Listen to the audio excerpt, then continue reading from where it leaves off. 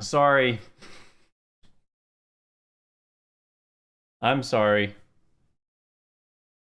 I totally forgot that I actually scheduled this for 11:30, so I apologize. I thought I had scheduled it for 12, and I thought I'd be starting this early, but apparently I'm starting it late, so I apologize to you guys. But welcome to the stream. Noxious here, of course.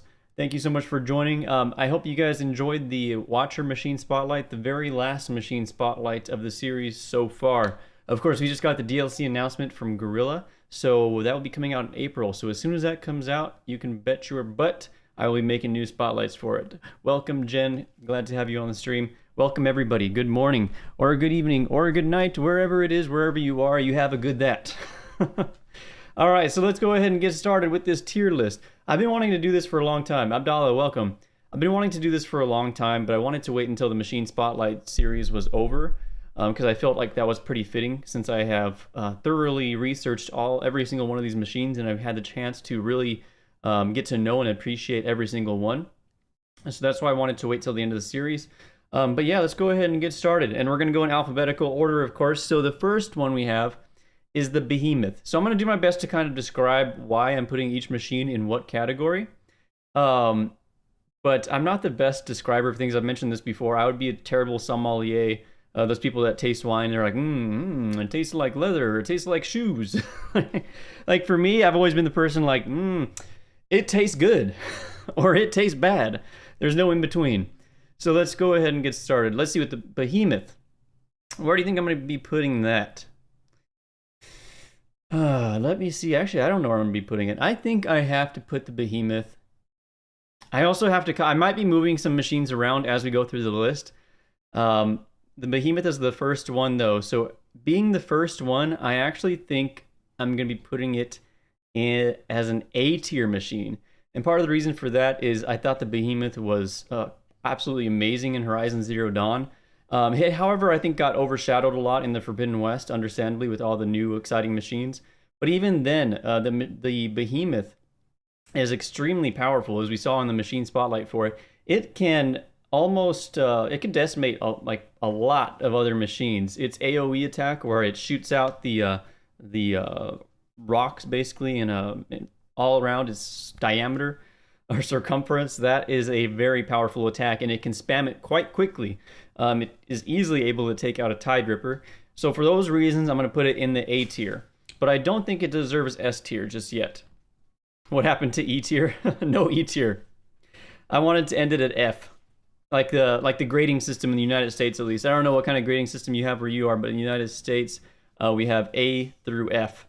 And then S is just reserved for the special machines. Behemoth. Bellowback. So this is another one that I really like. I really like the design, and I used to, if I were to have done this before I made the spotlight on it, I honestly probably would have put it around here. But after the spotlight, I gained a newfound appreciation for the Bellowback, and I do now say that I have to put it. I actually think it deserves a place. I think it deserves a place in the A tier. It is absolutely OP when you override it. Again, thinking back to my spotlight on it, we overrode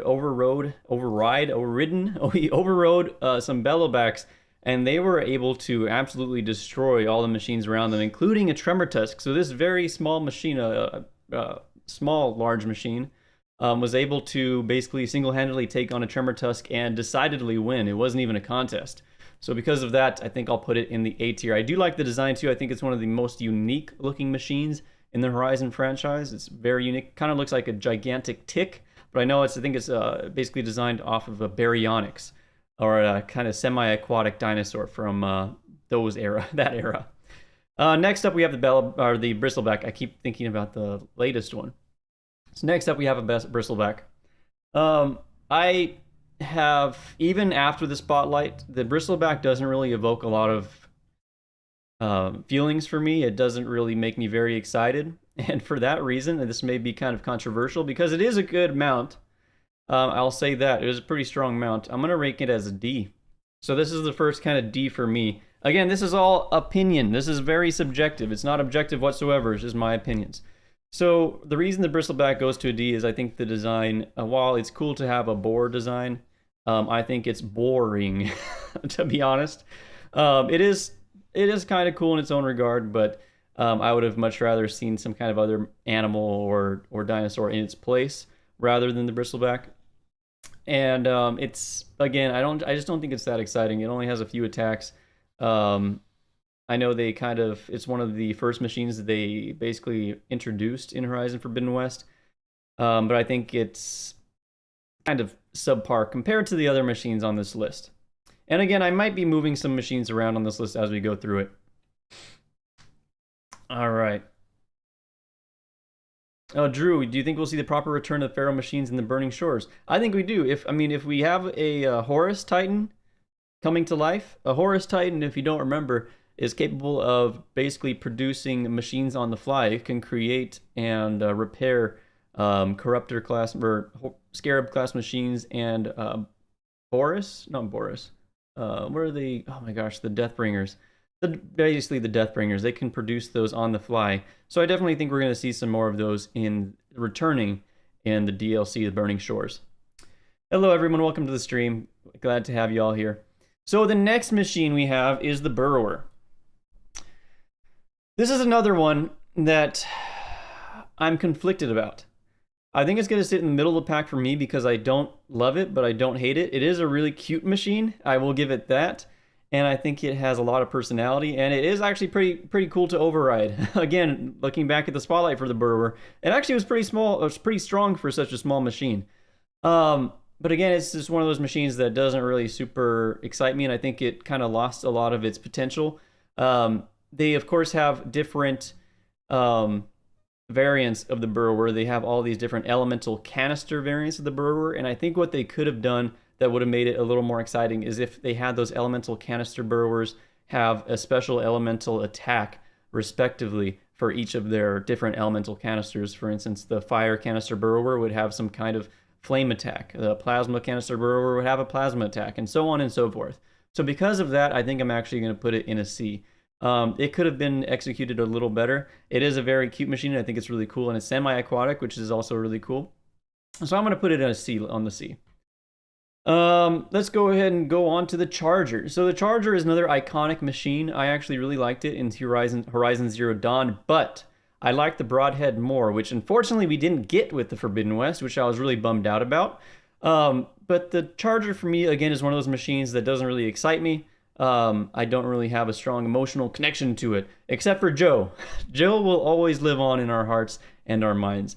But besides Joe, the Chargers themselves as a whole don't really evoke a lot of anything in me. And it is a good mount. It's very versatile. It's small and nimble. And it actually can hold its own pretty well. It's really good at staggering other machines. But I'm actually going to go ahead and put it along with the Burrower in the C tier. So, you know what's funny about that, Drew? I'm glad you mentioned that. Could the Metal Devil be an octopus machine? So, I have been saying for so long that I want to see an octopus machine in either the DLC or the sequel. And a lot of people were already like, well, we already have the Metal Devils or the Horus Titans. So that's kind of like an octopus. Right now I said, yeah, it's kind of like an octopus, but I want a separate machine. I still want a separate machine, but I think it's funny that we are getting basically an octopus machine in the DLC. Yes, RIP Joe. Rest in peace, Joe. For those of you who've been along for the stream since the beginning, you know exactly what we're talking about. That moment was so ridiculously funny to me when I rewatched it. Oh my god. Anyways, so let's go ahead and move on to the next machine we have on the list, which is the Clamberjaw. Now, this machine is also very cool and unique. However, it is extremely annoying. It's one of the most annoying machines that I faced in the Forbidden West just because it's so quick and the weak spots are incredibly small. Exactly, Joe Mama. For those of you who don't know who Joe is, I actually have been working on a little project. I'm trying to catalog all of the different live streams that we've had in the past into a Google Docs. I've done most of it, but I haven't finished it completely. And I don't know if I really hope that I saved that live stream so I can post it, so I can include it, but I'm not sure if I did. But if I did archive it in my hard drive or something, I will definitely upload it and I will link it in that Google Docs. All right, Clamberjaw. So I'm gonna put it in C tier. So the reason I'm putting it in the C tier again is I actually really like the design. I think it's the one of the first primate machines that we actually get. It's very unique among all the machines in the Horizon Forbidden West. By the way, speaking of that, I saw someone, Eddie, mentioned Where's the Deathbringer. These are only the machines that we actually see in the machine catalog in the Forbidden West. This doesn't include the Zero Dawn machines. But yeah, so I think the Clamberjaw is really unique. I think it's really entertaining. It's really fun to watch jump around, and it can be entertaining to fight if you want to challenge, but sometimes it's just really irritating, especially when I first tried to get all the Clamberjaw tail dusters for the Nora Thunder Warrior outfit. That was a pain in the ass. So because of that, I'm going to go ahead and put it in the C tier. Next, we have the Claw Strider. Ooh, how do I feel about the Claw Strider? Oh no! So that's not official. So my finger slipped. So when we talk about the Claw Strider, I love the design, absolutely love the design. I'm a huge dinosaur fan. I have always been my entire life since I was a kid. I love the design of the Claw Strider, and the fire or the elemental Claw Striders are absolutely OP when it comes to basically taking out other machines, especially when you're playing on ultra hard. They come in very handy. As you've seen in some of my streams in the past, they can easily take out an entire herd of spike snouts, and they can take on a Slitherfang all by themselves. So they are extremely strong. The one caveat that I have to this is that I really wish that it would have been faster. I don't need it to be as fast as a Charger, but it is almost like half the speed of the Charger and the Bristleback, which I think is funny. Like this, the Bristleback is supposed to be faster than a Velociraptor. That doesn't really make sense to me. So that kind of bums me out. I would have put it in S tier if it wasn't for that, but I think I'm going to go ahead and put it in the A tier because of those reasons. So next we have the Corruptor. This is really easy for me. S tier. This is our first S tier of the day. The Corruptor has always been extremely cool for me. I really like the design. It's kind of like insectoid. It's almost like a scorpion. It has like its prehensile tail that it can whip around and jut out. I think it's really cool, and I like the design because it's very kind of like steampunkish almost. It's futuristic, but also harkens back to a lot of the old world tech, obviously because it is old world machine. But I really like the design of the Corruptor. I have always liked the design of the Corruptor, and I think it is really cool. I think it was really unfortunate that we didn't get to fight it more in Horizon Forbidden West, and I think it's a shame that we didn't get to see it actually corrupting any machines in the Horizon Forbidden West, because I thought that was a really cool mechanic they had in Zero Dawn. Because you would basically have to take it out really quickly, or it could corrupt other machines, and you'd be in a pickle. So I do think it's really cool in that regard, and that's why it deserves my first spot in the S tier. So next we have the Dreadwing, and this is going to be... You know what? I was thinking about putting in the A tier, but you know what? The Dreadwing is an S tier for me as well. So this is our second S tier machine. And the reason that I put the Dreadwing in the S tier is because it's a freaking gigantic bat machine. Like, how freaking cool is that? I remember when I first saw it, hey, Royce, buddy, you have to pick the loudest toy, don't you? So when I first saw the Dreadwing, it was, of course, during the mission Seeds of the Past, I think? Where you go into, and I may be wrong about that, but where you go to the greenhouse and you have to basically retrieve Demeter. And I thought it was an extremely cool surprise because it came out of the blue. I did not expect it at all. It was a very well kind of hidden machine, like they didn't really tease it at all before the game actually released. So it was a nice surprise, and when it came out from hiding, when it uncloaked, it was awesome. I still remember that moment to this day. And it's strong. It's not obviously not the strongest machine. It's kind of in the middle, almost in the higher middle of the pack when it comes to strength, but it has a ton of attacks. It's really versatile in that manner. They did a lot of work. They put a lot of work into animating this machine and making like its attacks. So that's why it deserves the second place in our S tier. Buddy boy, dude. I know. Go. Take that elsewhere. You're loud. Sorry. Hey, Mr. AR Gaming, welcome everyone to the stream. All right, so next up we have the Fanghorn, and I'm gonna put this as our Fanghorn first for the F tier. And the reason for that is it's just not exciting for me. I do appreciate all these machines. Okay, buddy. I'm sorry. I'm taking away all your squeaky toys. Now, I know. Dude!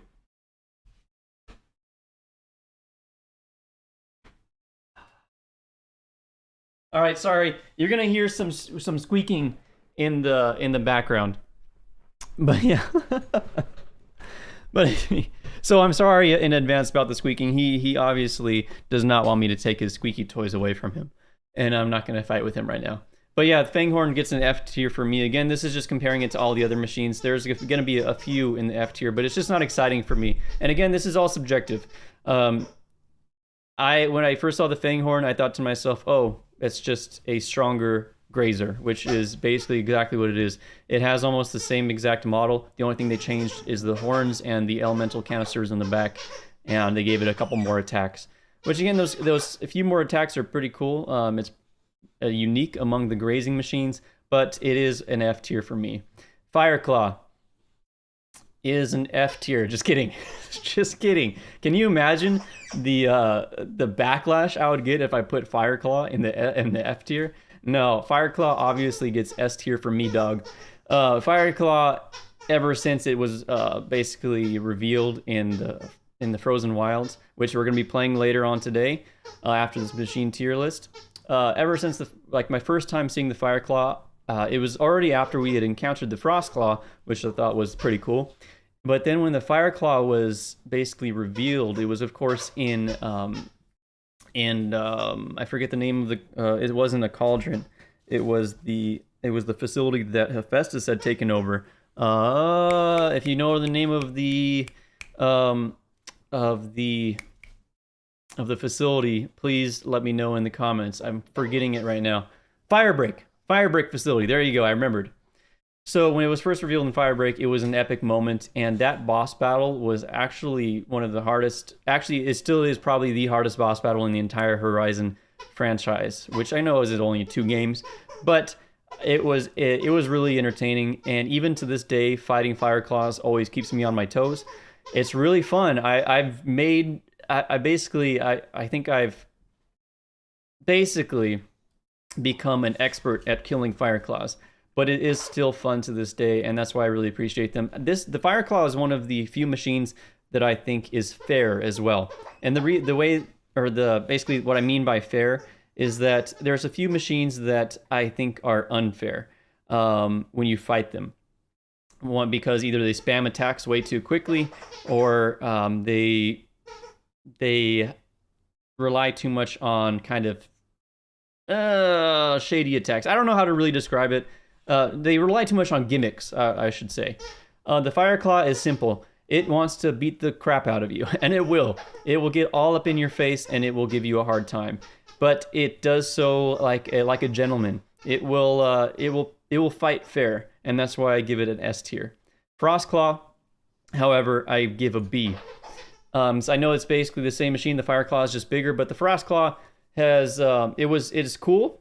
It is a really cool machine, but ever since the Fireclaw was revealed, the Frostclaw to me is just a weaker Fireclaw with frost attacks, and not really unique in my eyes. So that's why the Frostclaw gets a B tier. I don't really have much to say about that. It is very spammy as well. Glintox, F tier. So I know a lot of people don't like the Glintox. I actually like their design. I think it's pretty cool. It's like a miniature Stormbird. It has a lot of the same design elements as a Stormbird. However, there's a few reasons why I don't like it. One, of course, it's really annoying to fight. It is a little easier to fight in the Forbidden West. It's not as bad. They cut down some of its health, and it's not as irritating. However, the AI for the Glintox, when you override them, is absolutely broken, which we found out in my machine spotlight. When you override them, they are completely useless. Completely useless. So for that reason, I give it an F. Let's go ahead and go to the Grazer. This is going to be another F tier for me. What I'm going to do, actually, I'm going to kind of rank them within the tiers. So the left being the coolest, and then going down to the right side. So let me go ahead and alter this then. There we go. So I do think the Glinthawk is cooler than these two, and I think the Grazer is even less of a cool machine than the Fanghorn.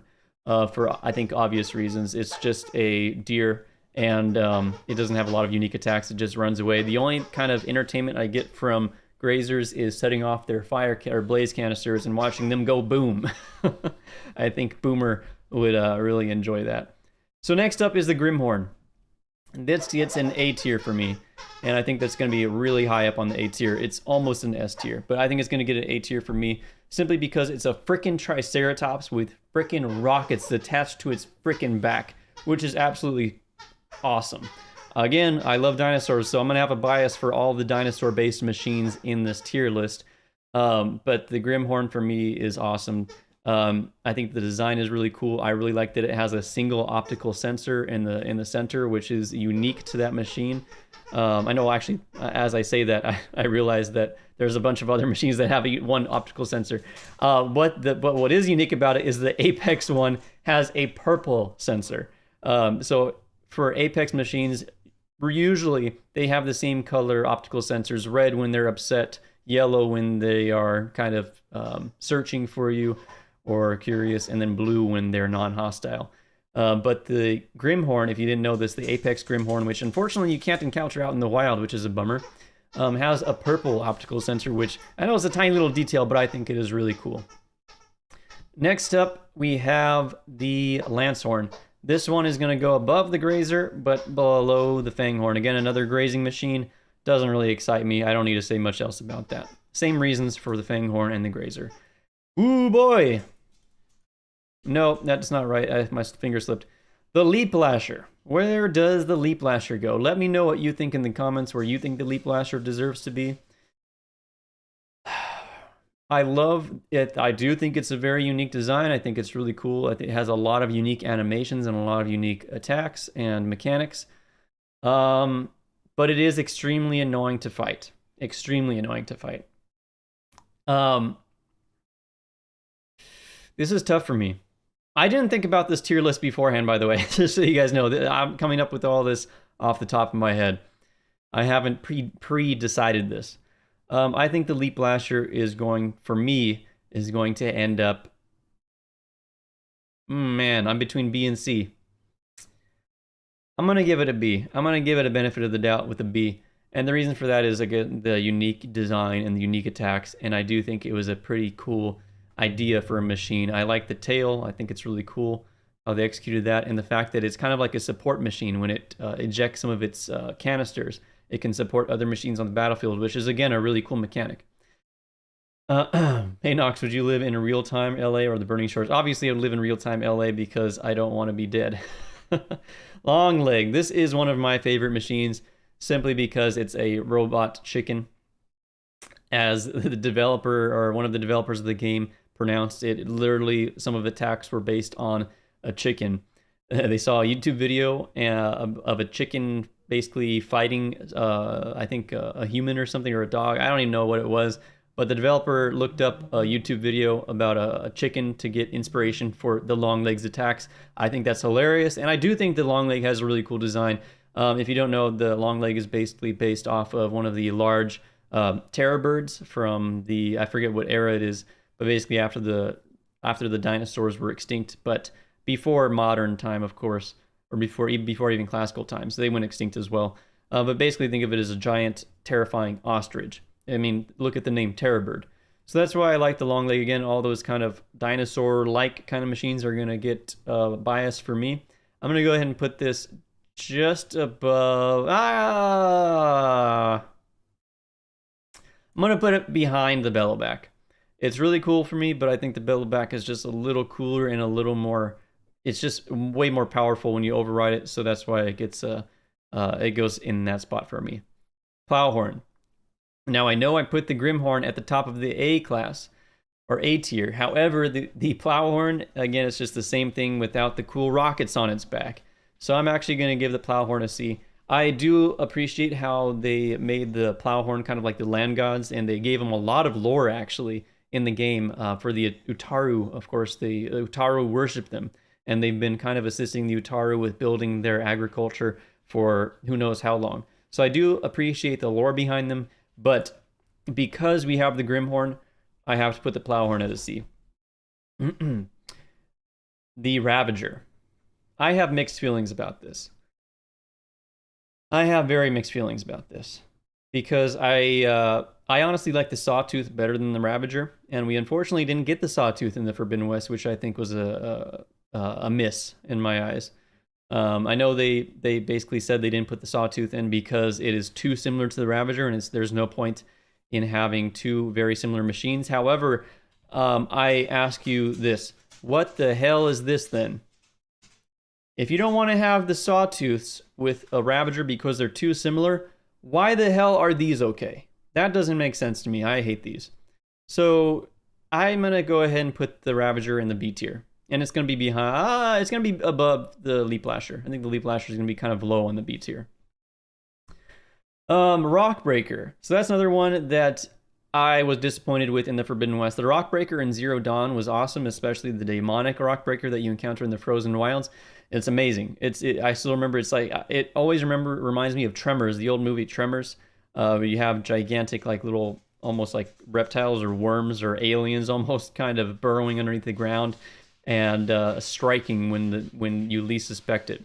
So the Rockbreaker was really cool to me. I still think it's pretty cool. However, we only have 2 machine sites for the Rockbreaker, and it's only involved in one main kind of side quest.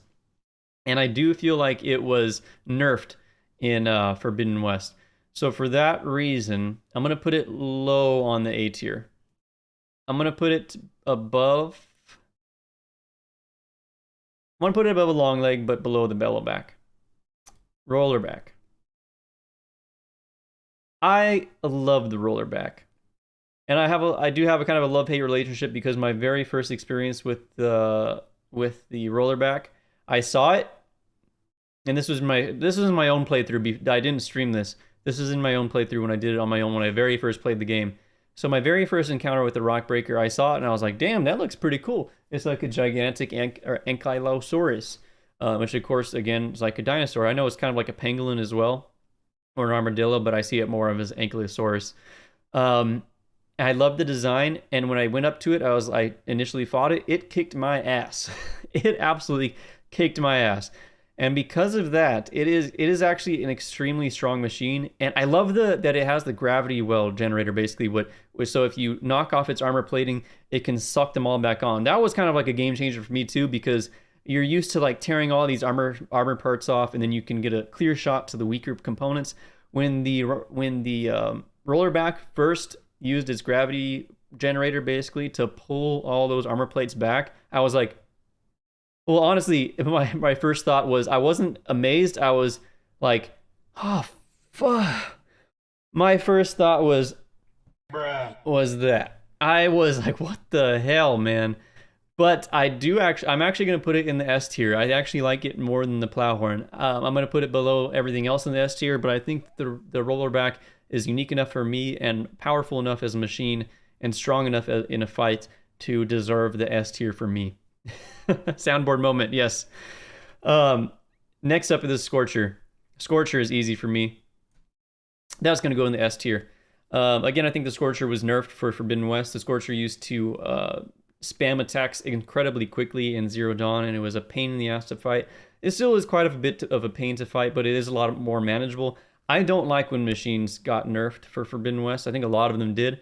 I don't really like that the Scorcher got nerfed, but I still do really like it. I love the design. I don't care what some of you say. It's a freaking Grey Wolf.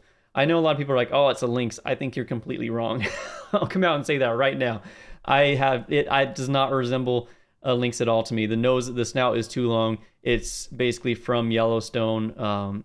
The Grey Wolf's, of course, known to be in that area. And the Grey Wolf, of course, is even part of the Frozen Wilds DLC when you collect the little animal figurines. So I obviously think that the Scorcher is a wolf. I love dogs. Like, again, hot dog. It's a hot dog, the legendary hot dog. So the Scorcher deserves an S tier for me. Oh boy, look at what we're at. I have been outspoken when it comes to these two machines coming up here. I absolutely hate them. And the reason I hate them, I'm a little biased. The Scrapper gets, it's at the bottom of the list for me. The Scrounger, I'm actually going to put above the grazing machines. The Scrapper was a pain in the ass in Zero Dawn. They also nerfed it. It doesn't attack as quickly, so it's a lot easier to manage. But I just think so here I'm biased when it comes to these machines. I want to let you know that right now. I'm gonna be very transparent. I'm biased on why I hate them. The Scrounger I think is a little cooler. It's a little more unique for me. That's why I put that a little higher. But they both deserve F tiers for me, and the reason for that, again, harkens back to what we discussed earlier about the Ravager. I loved the Sawtooth, and when they didn't include the Sawtooth for Forbidden West, I was upset. But I kind of was even more upset when I found out that the reason they did it was because they thought the Sawtooth was too similar to the Ravager, and that it was kind of like a redundant machine. Because again, if you're going to make that argument, then these machines should not exist. There should only be the Scrapper or the Scrounger, because they are the exact same machine with different attacks. Which, again, if you're going to say you can't have the Sawtooth because of that, you should not have the Scrapper and Scrounger. So I'm bitter about that. I'm bitter about the Sawtooth not being included in the Forbidden West, and therefore I give both of these machines an F tier. So it is biased. Shellwalker. Shellwalker is really cool. It's really unique. I think it's really quirky. I love that it's kind of like a old style kind of boxer, like put your mitts up. I really like how it fights. And it is actually pretty darn strong. But it always has been one of those machines that is like, it's cool, but when you compare it to other machines, it's not as cool as others. So it's going to go right in the middle of the pack for me at the top of the C list. I know a lot that's going to be pretty divisive. That's going to be a little controversial for some of you. But for myself, when I compare it to all the other machines, I like the other ones a little more. Shellwalker S tier, prove you wrong. Again, it's just personal opinion. I think it's cool, but I think a lot of other machines are cooler and more unique. Shell Snapper, that is a very easy one for me, but I don't know where I'm going to put it up here. I think I'm actually going to put it right here behind the Actually, you know what? It goes above the Corruptor. The Shell Snapper, sorry. The Shell Snapper is an incredible machine. I have always kind of been fascinated by snapping turtles. If you don't know what snapping turtles are, they are basically turtles, and they have incredibly strong jaws. They could bite your frickin' finger off. So it's based on a real life animal, of course, as all of these pretty much are. But it's just gigantic, of course. And I think the Shell Snapper, the first time I saw it, I thought it was extremely cool. I really like that it burrows underground. That makes it pretty unique, similar to the Burrower and the Rockbreaker. But I just love the Shell Snapper. I think it's really cool. It's a literal tank. I would kind of actually compare it to like a new modernized Deathbringer almost. Not as strong as a Deathbringer, of course, but it is like a walking tank. It has freaking cannons that can shoot you from all freaking 6 corners, basically. It has basically impermeable armor on the top of its shell. You have to actually shoot it off by shooting off the shell bolts and getting to the sweet meat underneath its shell, like a regular turtle. So I think that was really well executed. And my God, can they be absolutely ridiculously strong? They have a machine, an attack that I actually didn't cover in my spotlight. So if I ever do a remaster for it, I'm gonna have to redo that and mention this attack, because I actually didn't know about it because it's not all that common. But the Shell Snapper has an attack when it gets below, I think, half health. It's more likely to use this attack when it kind of goes into its super rage mode and its shell turns yellow, where it basically completely separates its jaw and head into a gigantic freaking laser gun, like a freaking rocket laser gun. It's freaking amazing. I would say like a nuclear missile launch almost. It shoots it out with incredible speed, and the blast radius is massive. And it could absolutely one-shot you in ultra hard. And for that reason, the Shell Snapper gets an S tier for me. I think it's awesome. Welcome everyone to the stream, by the way. If I've been ranting on and I haven't noticed you've joined, welcome. I'm glad to have you here. As always, make sure you hit the like button on the stream. We really will help out the channel. Next up, we have the Sky Drifter. Also, I'm actually going to put this... I have almost the exact same feeling about the Sky Drifter that I do about the Leap Lasher. I love the design. I'm actually going to put this higher. I love the design. I love the Archaeopteryx style design. Again, another kind of dinosaur, so I'm biased. And I like that it's very, very steampunk with its locomotion. It has like jet rocket boosters that it uses to fly around, which I think is really cool. Unlike the Glinthawk and the Stormbird, which have like these small boosters that are very controlled, this basically has like gigantic rocket packs on its legs that it uses to shoot itself around, and they even have like basically smoke billowing out of them, which I think is really cool. And they're actually, exactly as Ruslan said, rip Brave Boy. One like equals one pray for him. Brave Boy, of course, was our Skydrifter that we overrode in the Spotlight series, and the Skydrifter Spotlight. If you haven't seen it already, go check it out. They are actually incredibly strong for their size. I think they do pretty well for themselves. So that's why the Skydrifter gets a B tier for me. Ooh boy, this is an easy one. I have said this numerous times on stream, and every time someone asks me, I have the same answer. My favorite machine in Horizon franchise is the Slaughter Spine. And the reason for that is again, I'm biased towards any dinosaur type design machine. The Slaughter Spine is a gigantic Spinofrickensaurus machine, like and it's basically they basically animated it with I know this with Godzilla as an inspiration, and I also love Godzilla. I've always loved Godzilla growing up. If you don't know the Slaughter Spine, basically it can shoot lasers out, purple lasers out of almost every single orifice of its body. It has incredibly strong plasma attacks, similar to Shin Godzilla. If you've never seen Shin Godzilla, you should check it out. It's kind of a slow movie, I have to tell you that right now, but it's one of the better Godzilla movies. And the Slaughter Spine just reminds me so much of Shin Godzilla, and of course it's a Spinosaurus, so what can I say? It also is, of course, one of the most difficult machines to fight in the Forbidden West. I think the Fireclaw is actually... Well, actually, no, I'm going to say, yeah, the Slaughter Spine is probably one of the hardest machines to fight in the Forbidden West. And I say that because I can kill a Fireclaw with melee only. I cannot kill a Slaughter Spine with melee only. And this kind of goes back to what I was talking about. The Fireclaw fights fair. The Slaughter Spine doesn't.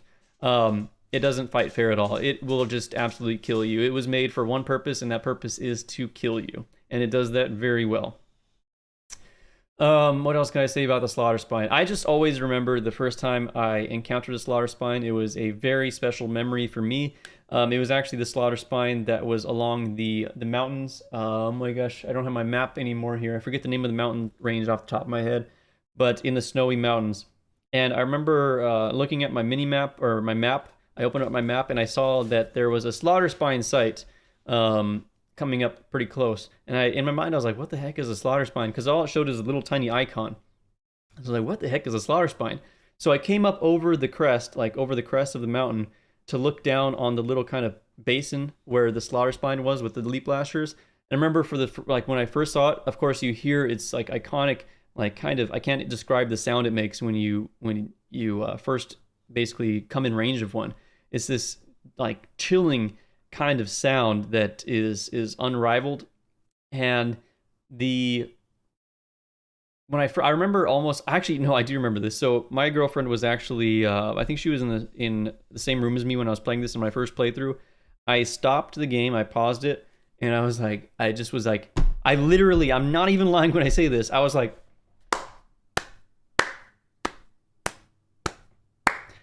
my God, hats off to the designer who made the Slaughter Spine. It looks absolutely awesome. I love it so much. I actually told my girlfriend to stop what she was doing and come and look at it because I was so hyped about it. And I still am hyped about it to this day. I think it's an awesome machine. So that's why I put it at the top of the list, and it will stay at the top of the list. That is my all-time favorite Horizon machine so far, of course. We'll see what happens with the DLC when that comes out. Slitherfang. Another one I'm kind of on the fence about. I am going to put it above the Rollerback, but below the Dreadwing. And the reason for that is I think it's cool. I mean, my channel is NoxiousAsp. If you don't know, an asp is a snake. Of course, that's where I got my logo from. It's like I got if you guys don't know this, I made my own logo, but I got a simple kind of vector of a snake or an asp, a cobra, and I combined it with a vector for like the radioactive symbol. That was my idea for the emblem, so I put it together. So I obviously have a deep connection with snakes and asps, of course. So that's one of the reasons why I like this machine so much. It is really cool. When you first fight it at the beginning of the game, at the very beginning of the game, I was pretty surprised. I was like, wow, I did not expect this early. Of course, it was a weakened Slitherfang, but still, it was a pretty cool, unique boss fight. And the reason why I don't put it higher on the list is because when you override it, it is a bit weak. I gotta say, the AI I think is a little broken. I think the AI could have been programmed a little better. It doesn't really attack your enemies very consistently and not very quickly at all. So that's one of the reasons why I kind of put it down lower on the list. But I do really like this other thing. I think it's really cool. It also... Oh! Speaking of which, I totally forgot to mention another reason why this is S tier. The battle music. The Slaughter Spine's battle theme music that it shares with the Tremor Tusk is absolutely epic. If you haven't heard it, I beg you guys to go ahead and check it out. I think it's on the entire Horizon Forbidden West soundtrack is on Spotify, so go check it out if you haven't heard it already. It is absolutely amazing. The Slitherfang also has a really cool, unique battle theme for it, which is another reason why I like it so much. Snapmaw. I've been talking a lot about these last couple machines. Snapmaw is going to be quick for me. I like it, but I don't love it. It's kind of like lower middle pack for me. In fact, I'm going to put it just above...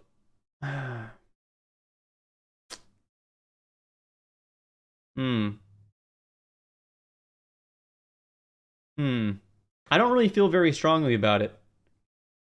I'm going to put it in D. It doesn't excite me as much as it did in Zero Dawn. So I already know I'm upsetting a lot of people with my decisions. So the Snapmaw, just for me, again, in my opinion, it doesn't evoke enough feeling for me. It's just it's a really cool crocodile machine. When I first saw it in Zero Dawn, I really liked it. But with the introduction of all these new machines, it has gotten pushed way back, and I've kind of lost that same sense of awe that I had initially. So that's why it gets the D tier for me. Spectre Prime. So this, of course, if you don't know, spoiler alert, this is the final boss in Horizon Forbidden West, the main story at least, that is piloted by Tilda Vandermeer. And I gotta give it an S tier. I'm trying to figure out where to put it in here. I'll put it right here, behind the Corruptor, but in front of the Dreadwing. The Spectre Prime, the reason why I put it so high is just the design is awesome. The design is really cool. It reminds me of a Power Ranger, like a mech suit or something. It is absolutely astounding. I really like it a lot. It's very unique, of course, because it has that far zenith tech. It's very fluid in its motions. It has a lot of cool attacks. It is a pain in the butt to fight at first, but once you get the hang of it, it is actually quite easy, which is why I don't put it higher on the list. I think it's a little too easy for a final boss fight. I think the Fireclaw boss fight in the Frozen Wilds was a lot more difficult than the Spectre Prime boss fight in Horizon Forbidden West, which is kind of a little bummer. Spectre, of course, is cool, but it's going to go lower on the list. I think it's going to go in the A tier, and it will go... It's going to go here at the bottom of the A tier. It's cool, like the Spectre Prime, but it's not the Spectre Prime. I'll say that. That's all I'll say about that. And it's basically like, also I'll say it's basically like a new Far Zenith, basically Corruptor or Scarab. It's almost the same. If you look at the two, they are basically identical, except this obviously looks like it was built 2,000 years in the future, which it was, of course. Or 1,000 years in the future, sorry, not 2,000. Next up, we have the Spike Snout.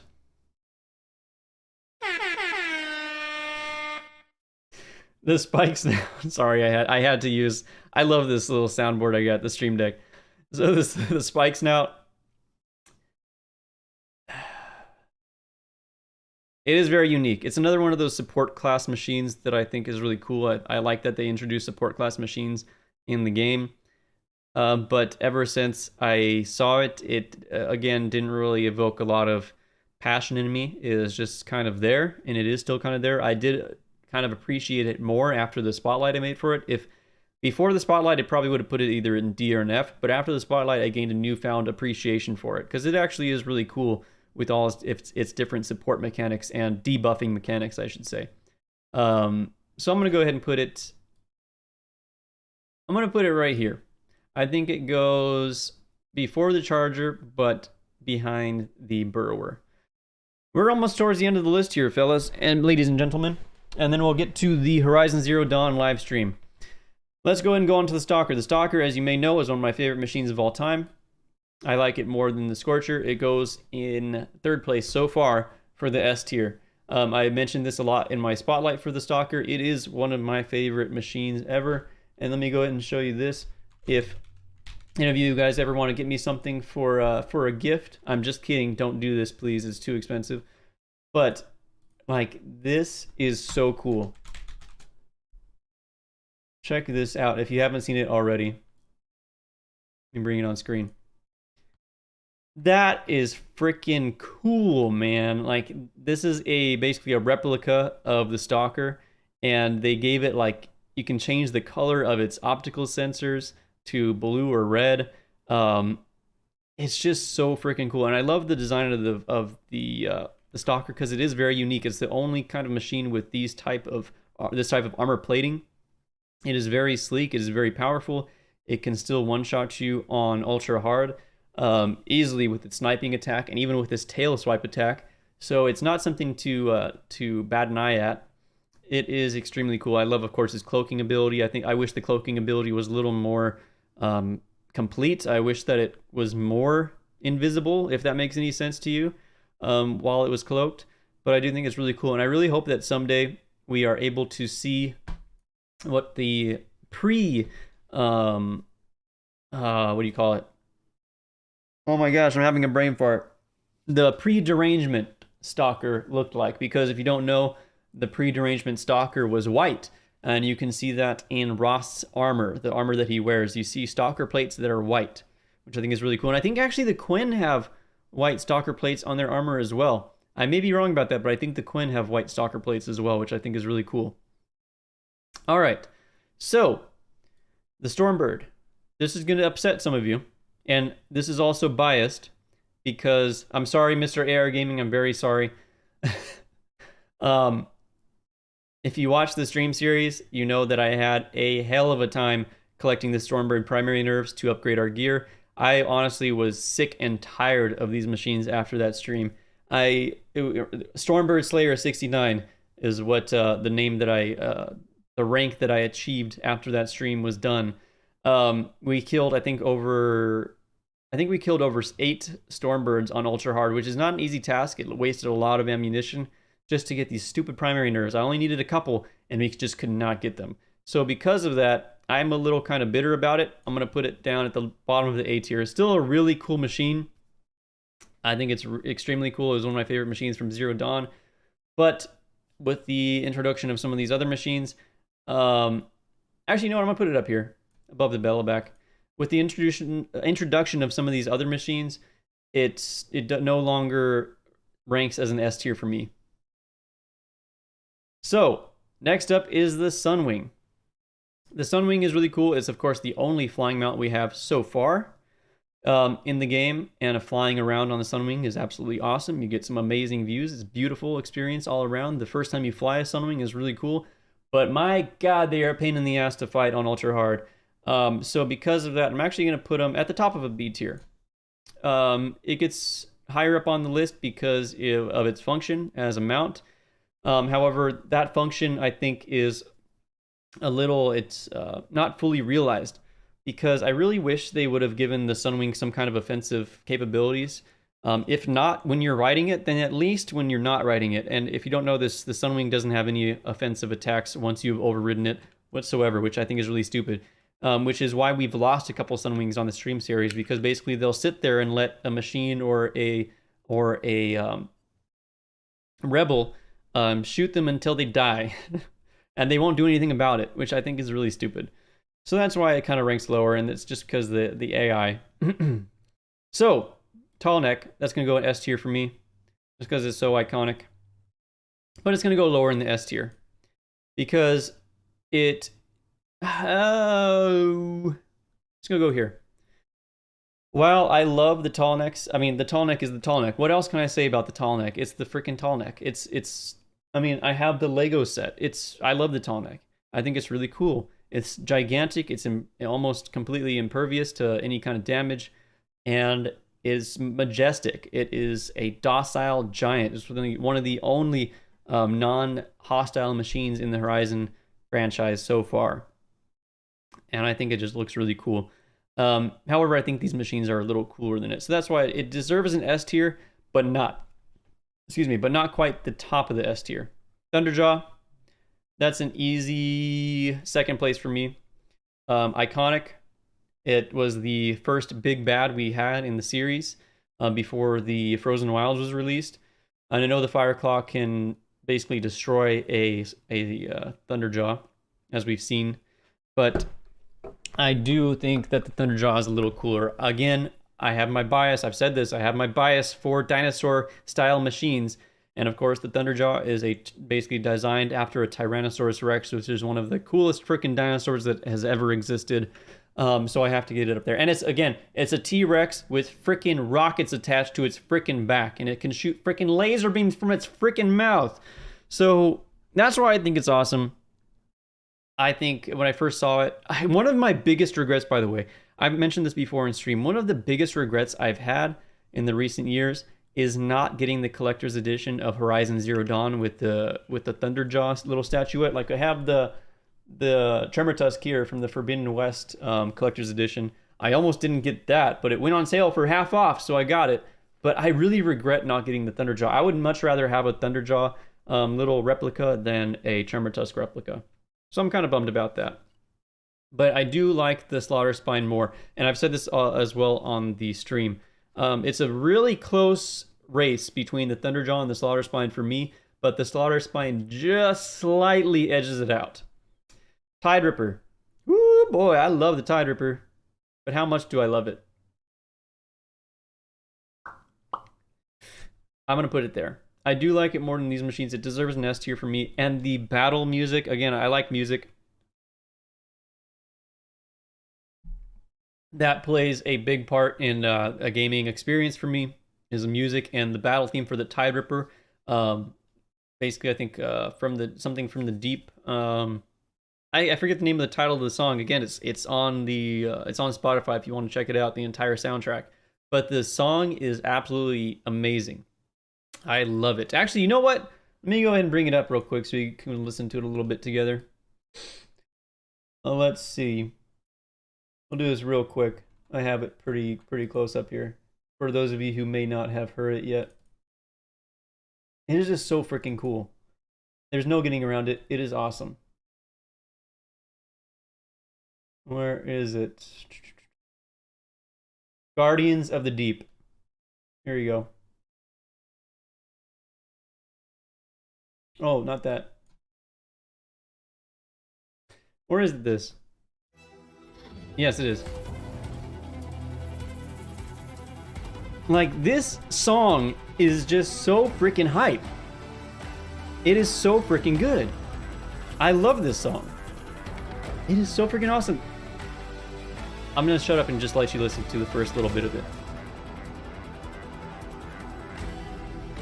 Like,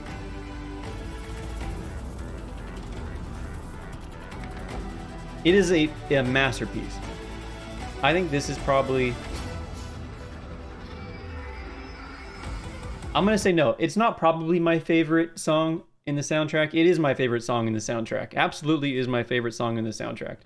And let's go ahead. Actually, I'm gonna kind of leave this on in the background while we do the rest of this. I'll play this one though. I'll turn it down a little bit though.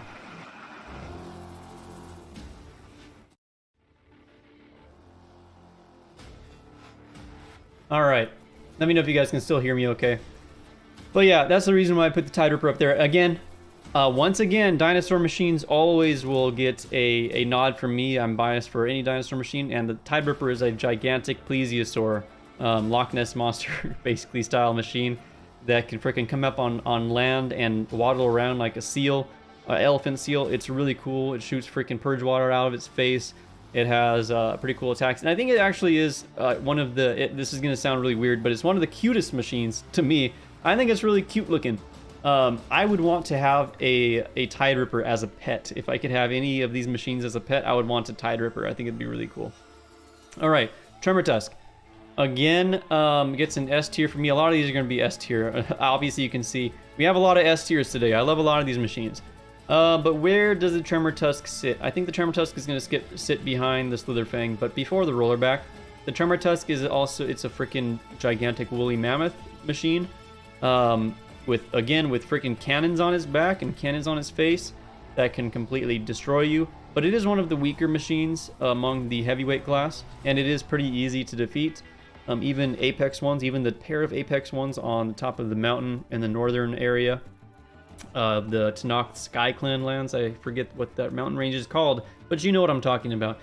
It's just a little too easy to defeat for me. I wish it was more of a powerhouse. I wish that it could hold its own a little more. And the fact that a Bellowback can destroy it, an overridden Bellowback can destroy it easily in one-on-one combat is disappointing to me. Because I think the Tremor Tusk should be able to destroy a Bellowback. I'm kind of disappointed in that fact. So that's why the Tremor Tusk gets an S tier for me, but doesn't quite sit towards the top. And again, it shares the same battle theme as the Slaughter Spine. So I love that song as well. So that's another reason why I picked it. So let's see, what else we got?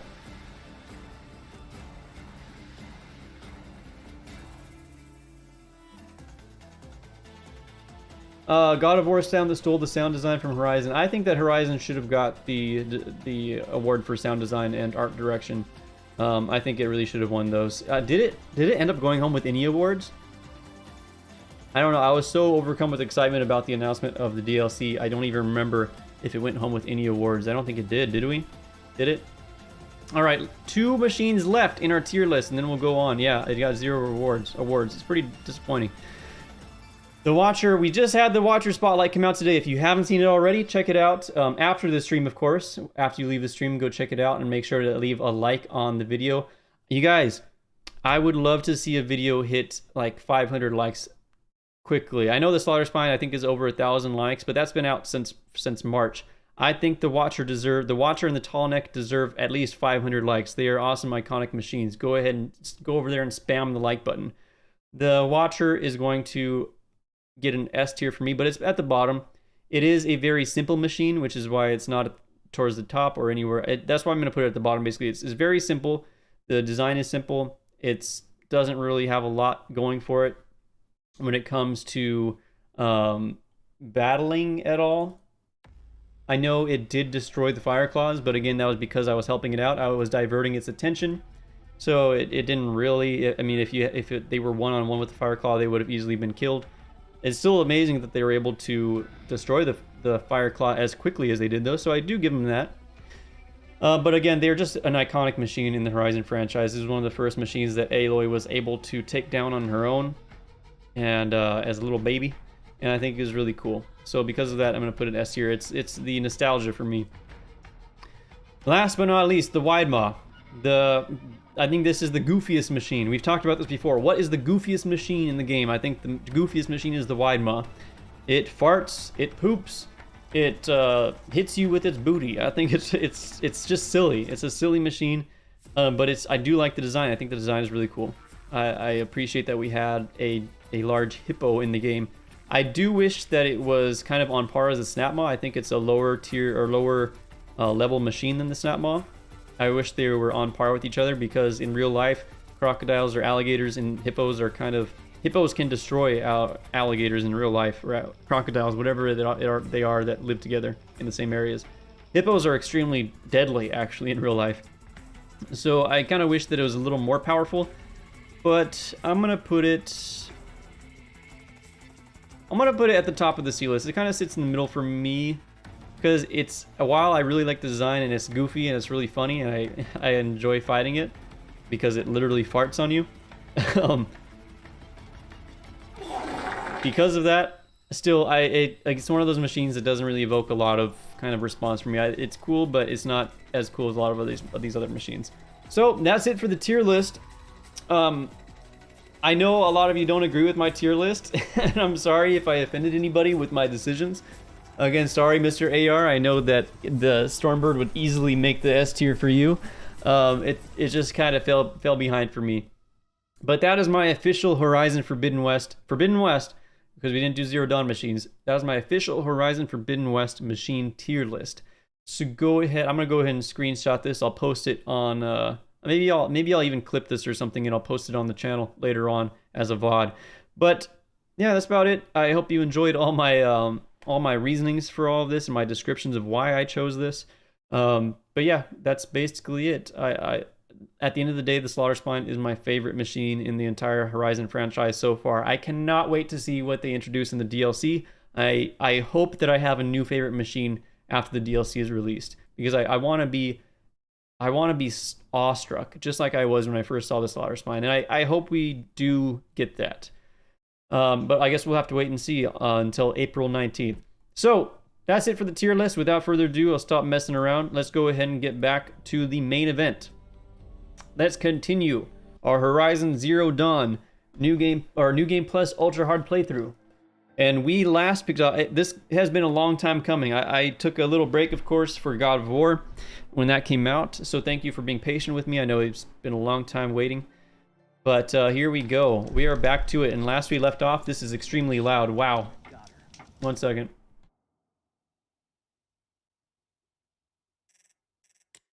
Let me close this too so my computer doesn't hate me. Because my computer has been really shite lately. Alright, and what the hell? Why did that turn off? Anyways, so we left off in the Frozen Wilds, of course. Let me know if the game audio is too loud for you. It's kind of blaring for me. I don't remember what settings I had for this. But let's go ahead and get started. I am going to be really rusty because I haven't played this in such a long time, so I apologize in advance. Let me change my sensitivity real quick. Alright. Oh, this is way too fast for me.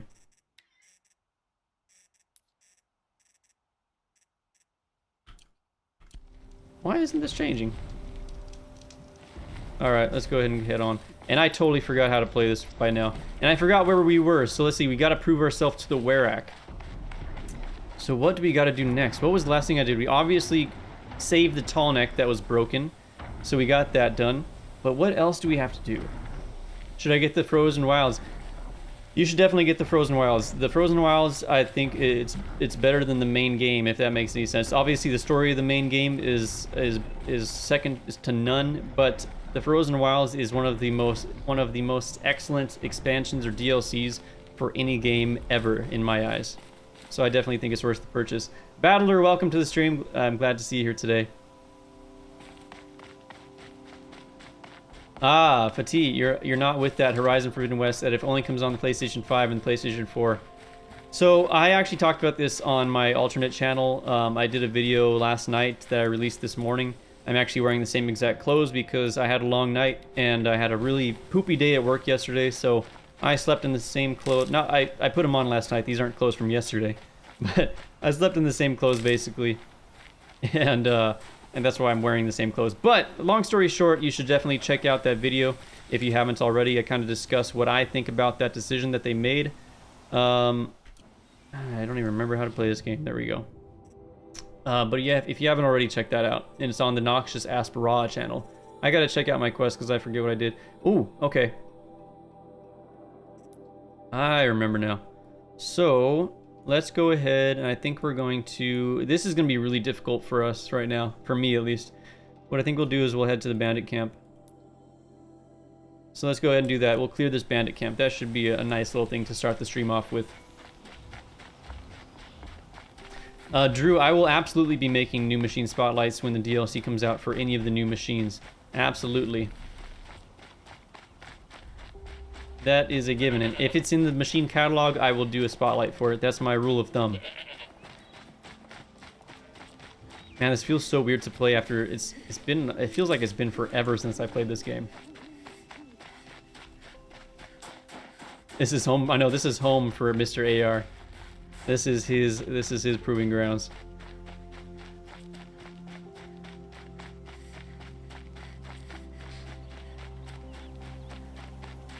But yeah, by the way, that tier list I made on tierlistmaker.com. If you want to do your own tier list and you want to put your own If you want to put your own thoughts into it, go check it out. Just search Horizon Forbidden West Machine on tierlist.maker.com, and you should be able to find mine pretty easily. I think it's like the second one on the list.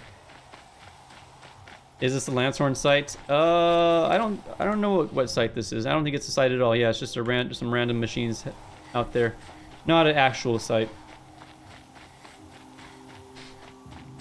But thank you guys for all joining the stream. I really appreciate it, and thank you again for being so patient for the continuation of this stream series. I know it's been a long time, and I apologize for that. I just had other stuff that I wanted to focus on first. Because, of course, I played this game before, but it still is a great game, so I'm excited to get this started again. There's a lot of people who don't have PlayStation 5.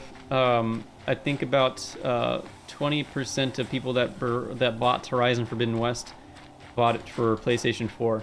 And again, I mentioned that in the video. I think you guys should check it out. I won't kind of talk any more about it because I want you guys to check out that video.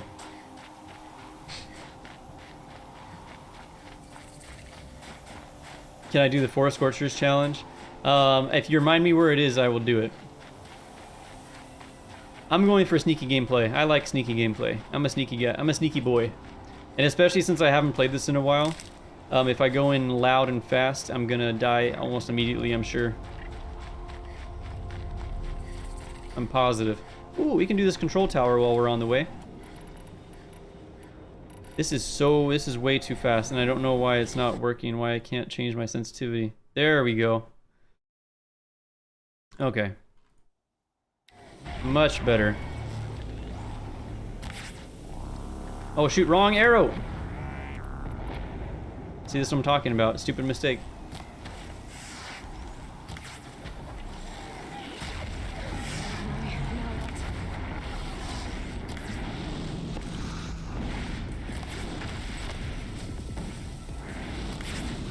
Oh shoot, I didn't even see that one.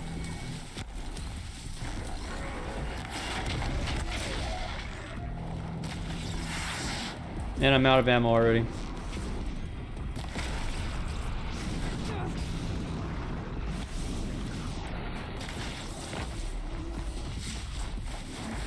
Come and catch me. Come and catch me.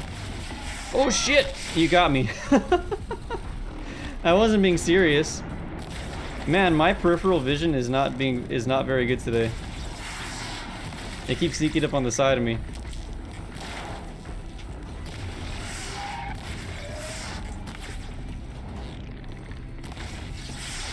Oh yeah, I forgot I can do multiple arrows. I totally forgot about that.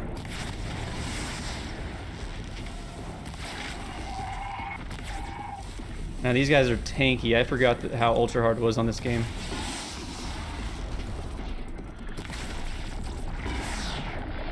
I guess I can make some more arrows for the precision bow. But we'll try to do with these arrows first, because these arrows cost a lot less. Oh, I'm out. As soon as I say that, I'm out. Oh, I'm out of barrows. I'm out of barrows, everybody. Man, what the heck? Oh shoot, I forgot that it repairs them. No wonder. Oh my god, I'm so stupid. Oh my god, I just wasted so much ammo because I'm stupid. God dang. Ugh, that was really dumb. Why can't I override you?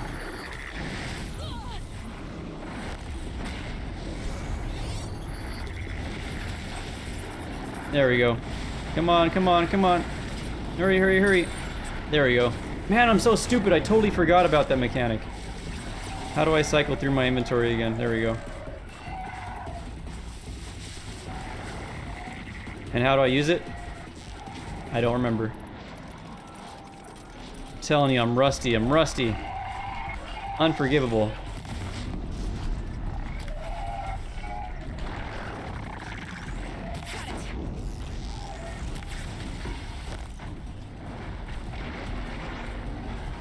Oh shit! Oh damn! F to use, thanks.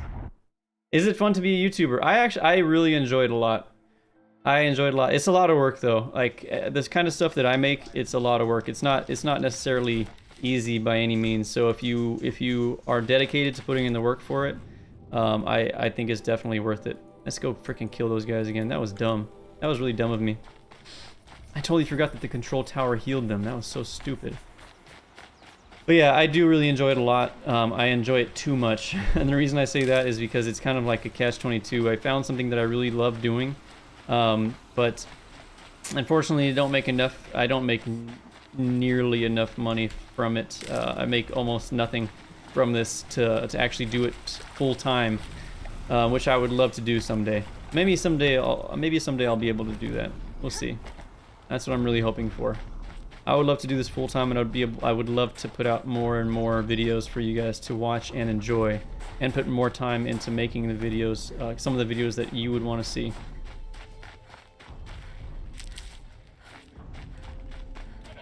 All right, yeah. Well, I will get to. I think that's at the top right of the map, right? As soon as we get to that area, then I'll fight him. Nice, good. You already have 30 subscribers. Awesome. Yeah, it's not easy.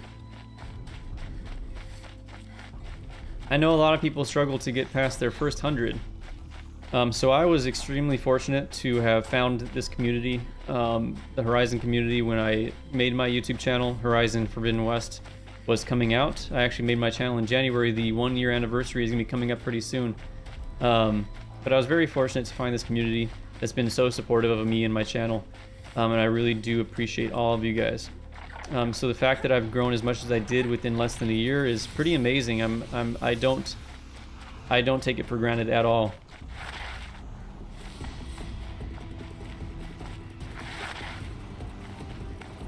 Leave me alone. Kid Smoke, welcome. And that's why I love you guys so much. I know you guys always got me. So thank you all. By the way, this is going to be a little shorter of a stream today. I do unfortunately have other things to do. Because I can't do this full time just yet, I do have places to be, unfortunately, later today. So this is going to be a little shorter of a stream. It's not going to be one of my classic marathon streams that you guys might be used to. I'm thinking it'll probably be 3 hours or so. I'll probably get off around 3 o'clock. Alright, let's do this again, but let's do it the smart way.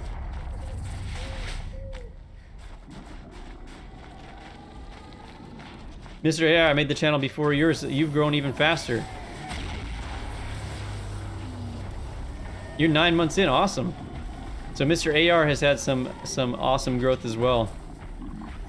If you don't know, he also does content for Horizon Zero Dawn. You should check it out if you haven't already.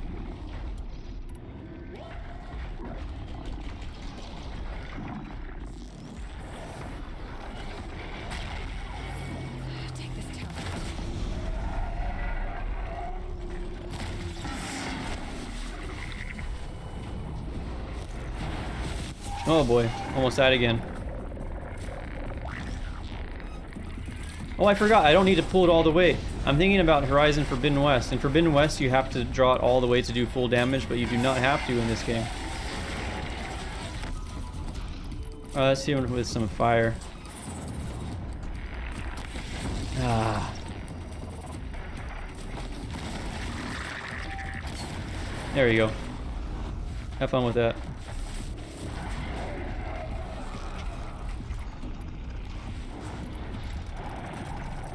Come on.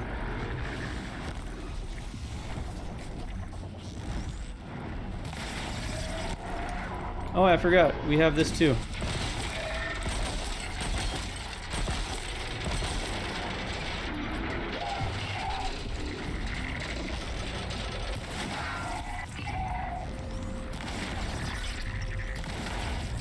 I forgot. I keep forgetting you don't have to draw it all the way.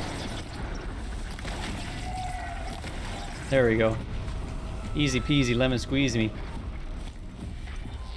By the way, I forgot to mention, I forgot to do a post about it, but if you guys are interested, I actually made some special limited edition t-shirt on my Shopify on the store in honor of the Machine Spotlight series coming to an end with the final spotlight, for now, of course. It basically is a t-shirt that it says, "Set it too aggressive." My classic saying. So if you guys are interested, go ahead and check out my Shopify channel. I really appreciate it. It definitely would help me out, and you get a cool little merch in exchange for helping out the channel. So it's a win-win.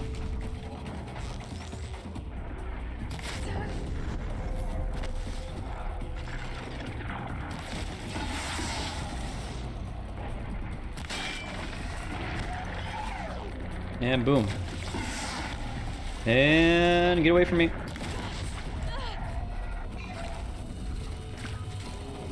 Aha, now you're limited to your melee attacks, and those are easy to avoid. You fool. And I'm out of it. Oh shoot, did I run out of ammo or ingredients for that? I forgot we were low on some crafting materials last time we played.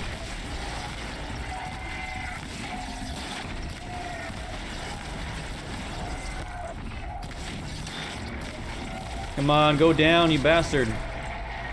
And I'm out.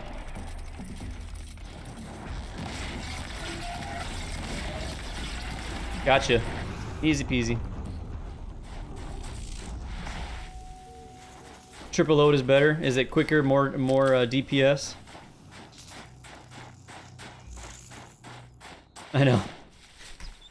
And seriously, yeah, I keep forgetting you do not have to draw all the way to get the full damage. It's you can literally rapid fire and get the same effect as if you drew it all the way.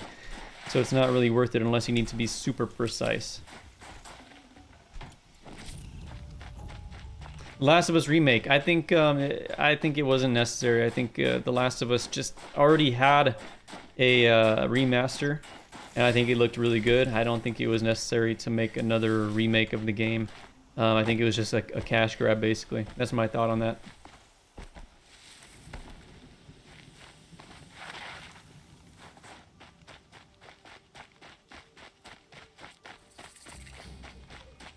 The Bellback is a very beautiful machine.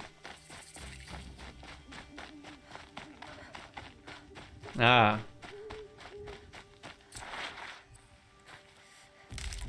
Oh, hello. Let's do guns blazing and see how we do. Using the scanning parts from machines. Clever.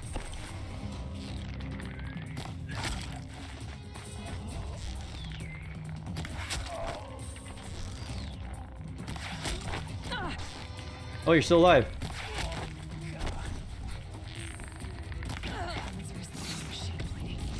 How did you not die?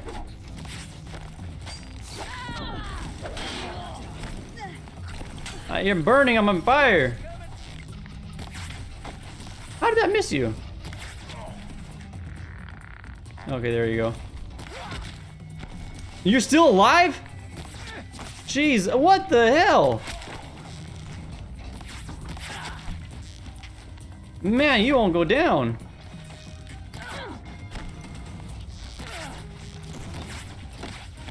Oh, I got stuck on something. Oh no! Of all my kills, that's my new favorite. Reload plus insta dodge. I didn't know that. I did not know that. Let's try that again. I think we can make that work.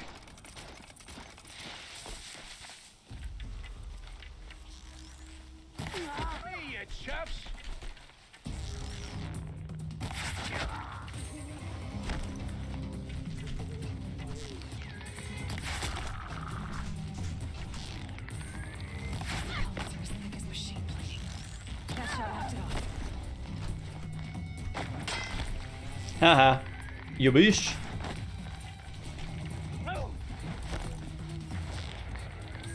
Oh, how did I miss that? That was dumb. Oh, it's an officer. That's why you didn't die that fast. Oh my god. You do a lot of damage. You know what I never tried before? Can you... Oh my god. Oh shoot. Oh shoot. I'm gonna die.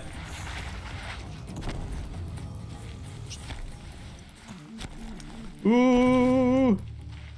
No, no, no. Use. It's not using it. F to use. F to use. F in chat. There we go. Oh man, that was dumb. Whew.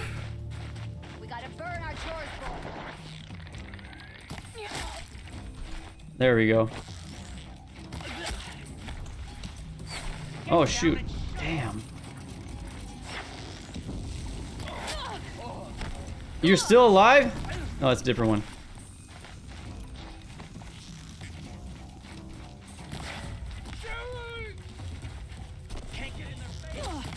Oh my god.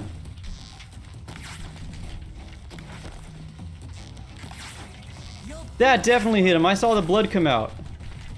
What the hell?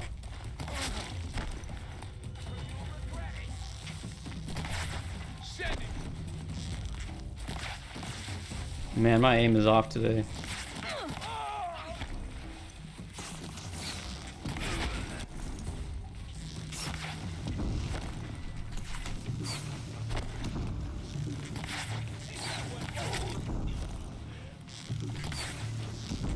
Oh my god. I'm dead. Alright, yeah, I need to go sneaky next time if I die here.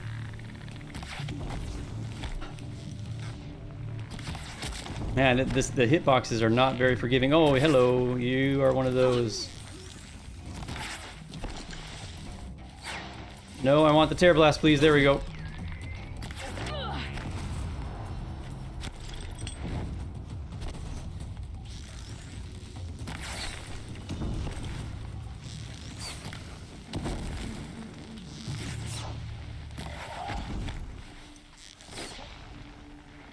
How do you have all your armor on still?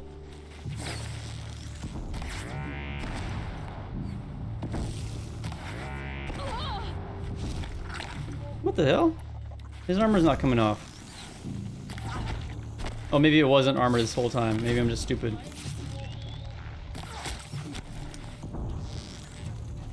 Alright, where's this guy shooting you from? Oh, wait. I didn't see you here. Oh my god, there's so many of them. These hitboxes! They are unforgiving. Alright, there we go. I'll just use the concentration more. I'll stop trying to be a pro gamer. It's not working. Jen, welcome back. Bandits aren't subtle. Clearing them out would send a different kind of message. How many are left? I think we took out a good amount of them. But how many do we have left? So we got through guns blazing so far. I know the boss is going to be real pain in the butt though, if I remember correctly. This is cool. Thunderjaw. And a Stormbird. Wait, no, what is that? It's not a Stormbird. Maybe that's just part of the Thunderjaw. They're taking apart. Man, this game is really beautiful. This is why I don't really think it needs a remaster yet. Will bring in reinforcements if they set it off. Gotcha. Dealt with the alarm. Did they already call in reinforcements though? Did I kill everybody? No way. No way. No way did I kill everybody already. I was gonna say. Let's do the next part a little sneaky like. Now that we did one guns blazing, we'll do the next one sneaky.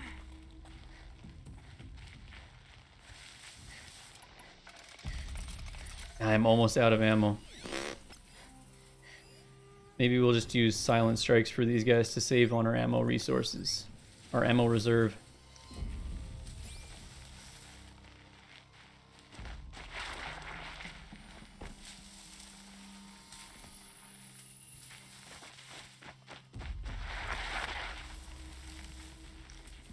Come on. Where's my rocks?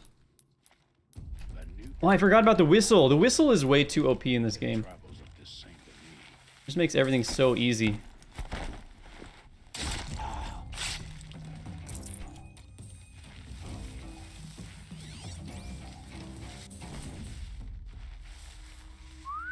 Like, look at this. The AI is kind of dumb in this game, I gotta say. It's pretty dumb. Yeah, I'm glad they removed the whistle.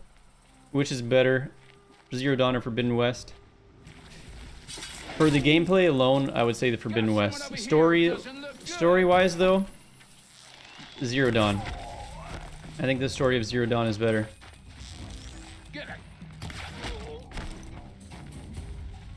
That was easy. That's it?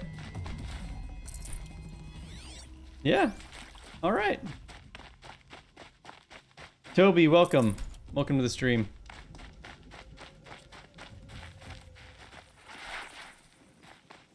All right, where is this boss at?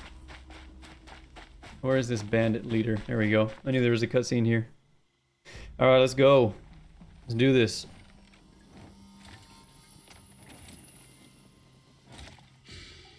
Smells peaceful. I hate peace. A lot of people die peacefully. So cringy. Not me. I got a feeling. Cannot silence. I think you can silence strike him, but it won't kill him. You missed a spot big enough for a trampler. I can hear you. And this, we'll just take care of the guys around them first so we can just focus on him. Make it easier for ourselves. Why not? You can't whistle more than once or else they'll know where you are, by the way.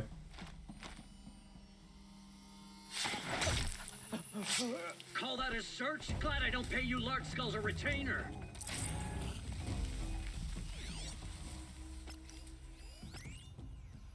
He's the big boss guy. Don't mind me. Somebody's down over there. Oh no, that's not. Oh, that's just a regular person. Get off your bums and search. Oh shoot. So it's whenever you're searching, or whenever they're searching for you already, if you whistle again, they will know where you are.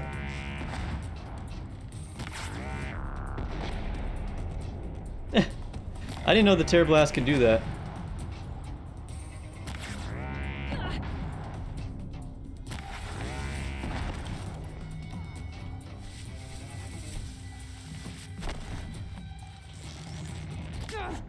Damn, they shoot fast.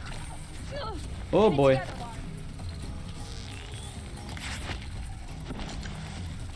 No.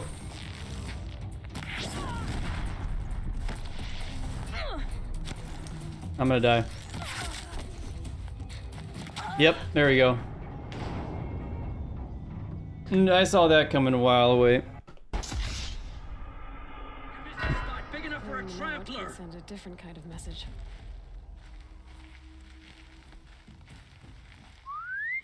Alright, let's do this again. Let's take out the little guys first. Make it easy. Ooh.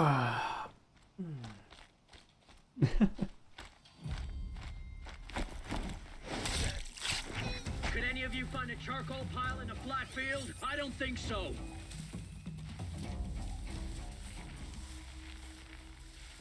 Someone here? Come on, come over here. Come on. A corpse.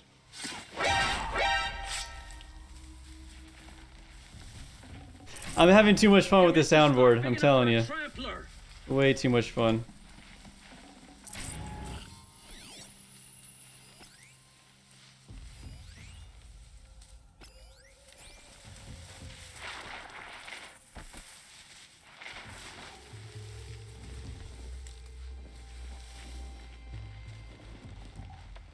Call that a search? Glad I don't pay you large skulls a retainer.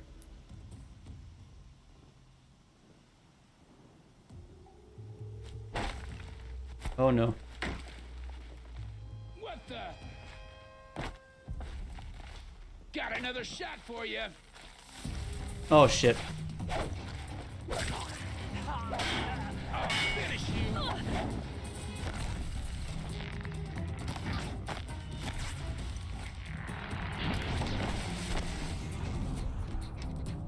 Get him. There we go. Oh shoot, I'm right next to the blaze. Rain down some.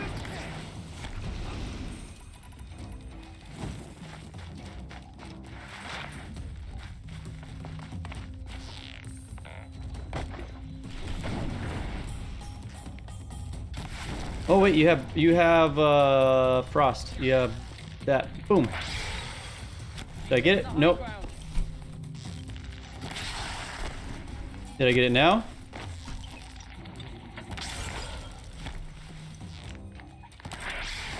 There we go. you a prick. No? Oh shit! I thought that was a chill water canister. What the fuck? You're dead.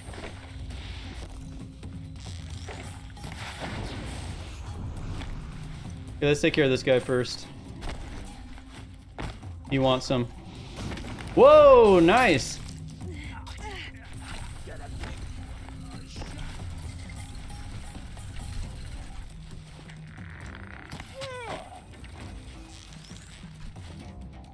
He's down. Oh, that was easy. Torching anything else. I don't know why I thought he had more health.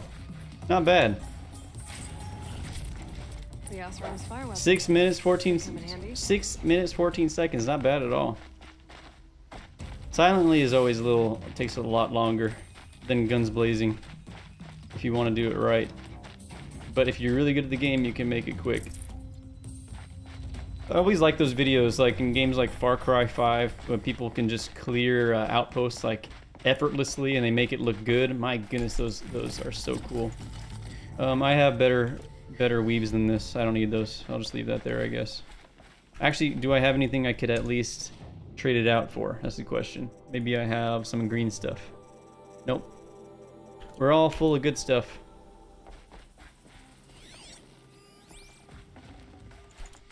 Ooh.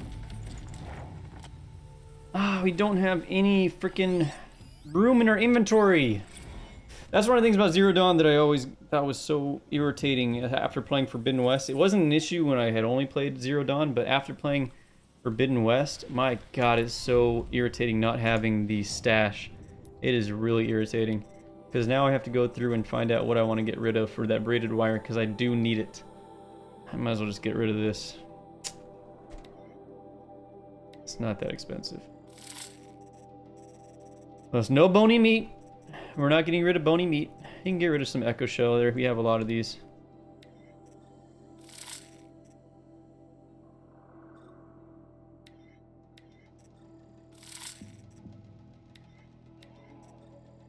I want to keep the blaze. Metal vessel, I forget what that's used to craft. I'll get rid of one at least. All this stuff I want to keep in case I need it for buying stuff, upgrades.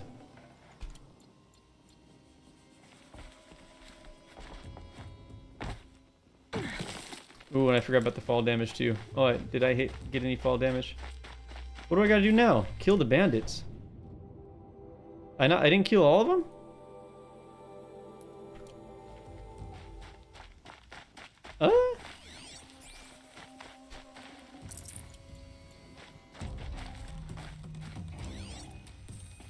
Am I missing something here? Oh, there's reinforcements, huh? I think that's what it is.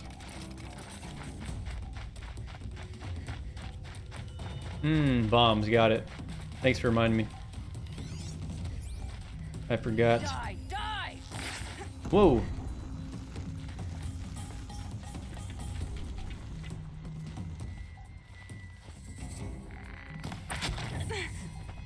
All right, that was easy. I guess I missed that one beforehand. It's a lot of XP. Not bad. Won't be long before the Werak finds out I took out the bandit camp. In fact, I'll bet my name's all over some. Probably. I'm not gonna get any of these. Let's see. I do want that. We only need one more blue gleam to get that. Edge.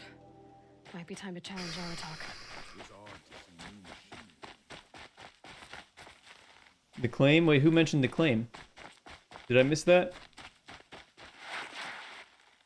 Oh, Drew. Hey, Nox, do we see the claim in Forbidden West? No. No, we do not. As of now, and I don't think we're going to. I'd be surprised if we do in the DLC. Oh, Peely lines? Ouch. I don't love the look of the Nora Silent Master Adept. I don't like the look of it, but I like the effect of it. I like sneaky gameplay, so it's perfect for me. Alright, where are we going? Oh, I forgot to get the pigment. And, yeah, let's get the pigment. I totally forgot about that. Whoops. Oh, it's right there, isn't it? Is that it? Yes. Vibrant. I so smart. My brain's so big. I know so much. It's just a collectible that you can turn into, it's like a little side quest kind of thing. Just a collectible, that's about it. Alright, I think the Scorchers are up here, so let's start heading that way. Let's go to this Blue Gleam. We're going to collect all the Blue Gleam as we go, so we can get some good stuff.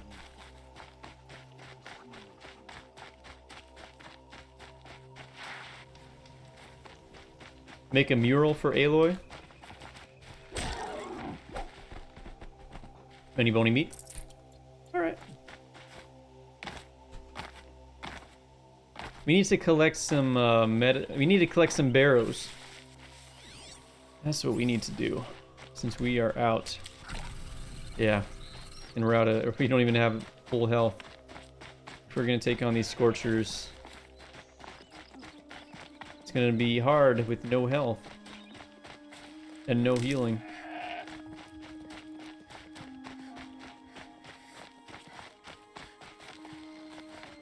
It might take a couple times to get them to spawn. Alright, got it. We'll see. I'll try it a couple times. If it doesn't work, then we'll come back to it. The bony meat is back. Am I missing any down here? What's that? Blue Gleam. There we go. I knew it. I knew it! I felt it in my bones! It's been just long enough of a time since I played this game, like actually played through it, that I honestly don't remember where a lot of this stuff is.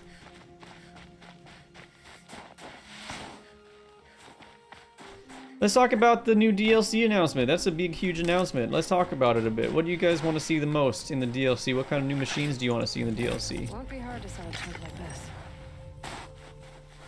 Oh my god, speaking of which, I have something to say about that too. I have something I want to say about that. That wasn't it. There's more, right? Ah, there was one lower. Damn it. Shoot. You're spoiling the Frozen Miles DLC for yourself. It's still fun. It's still fun to play it on your own, trust me. Even if you watch it, it's still fun to play on your own.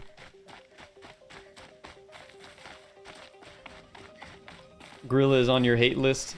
Yeah, I think they upset a lot of people with that announcement. Again, I'm not going to talk too much about it because I want you guys to check out the video I put out on NoxiousAsp. So go check that out whenever you get a chance.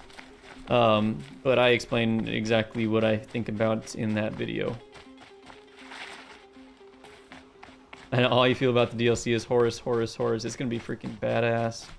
That scene, I'm still, like, for those of you who joined the live watch party, thank you so much for joining.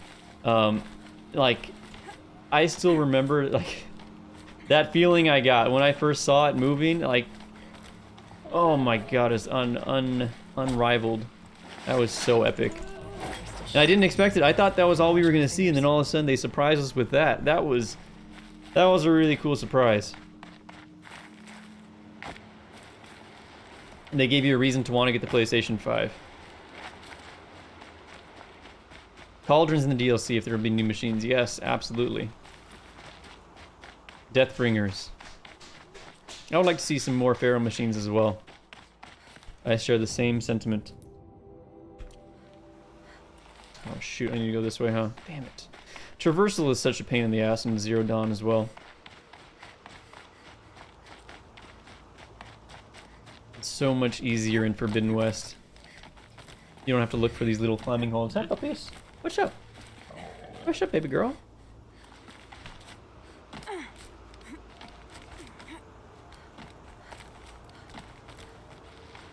Chill almost feels like Sunday. Alright, Riston, I'll see you in a bit. You stopped your heart for a couple of seconds. Dude, I mean, you saw my reaction. Like, I was literally, like, shaking with excitement. Like, god dang, that was freaking awesome. I cannot wait to see what that's all about. I have a couple theories as to what's controlling the Horus, but also if you want to hear that, check out the video I came out with and leave a like while you're there. Another frost claw. Gotta be prepared.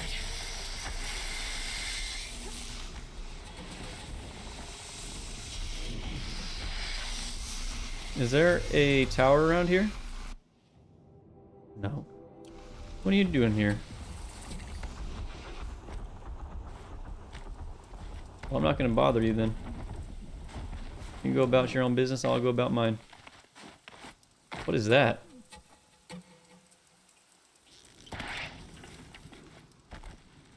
Ooh, I like climbing to the top of mountains. If we can. Aloy only learned how to climb in Forbidden West. She didn't know how to climb before. Ah, I can't get to the top. Alright, whatever. Isn't this where the Scorchers spawn? Around here?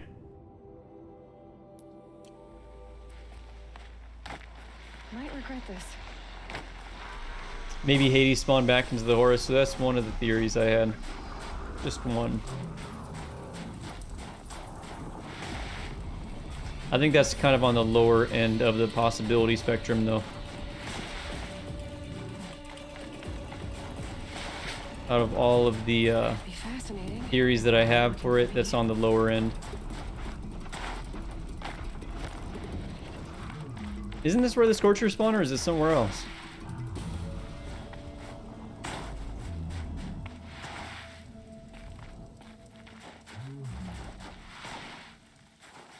What did you feel? Check out my reaction video if you want to see how I really felt. Trust me, it's good. That was really fun. I really had a lot of fun with that live stream. I'm so glad. Like, I called it. By the way, I was right about so much.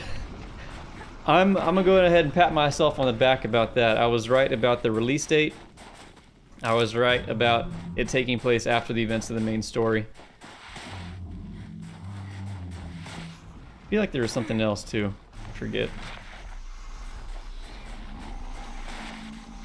But yeah, I told you so.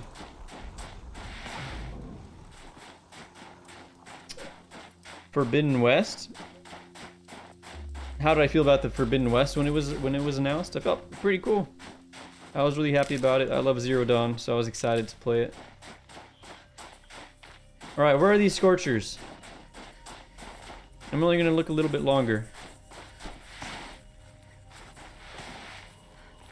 Oop, let's save. I keep forgetting the save feature, and this is kind of shite too.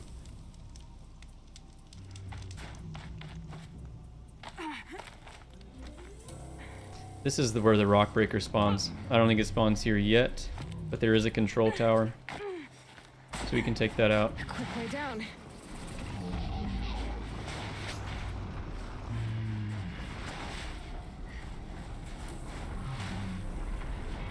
Oh, hello.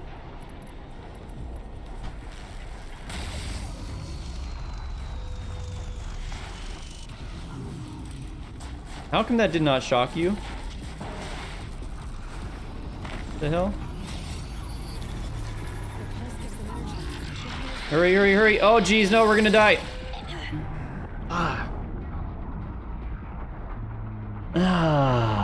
That was close, dude. That was so close. Oh, man, that was close. All right, I'm not even try to shock him this time. That obviously did not work. Obviously. I don't know why. That Sparker should have shocked them. The scrapes. They did bait us. And I remember a lot of you guys were saying, like, oh no, it's not gonna happen tonight. Yeah, they're not gonna announce it tonight. It's a bust. And boy, did they deliver. Boy, oh boy, did they deliver.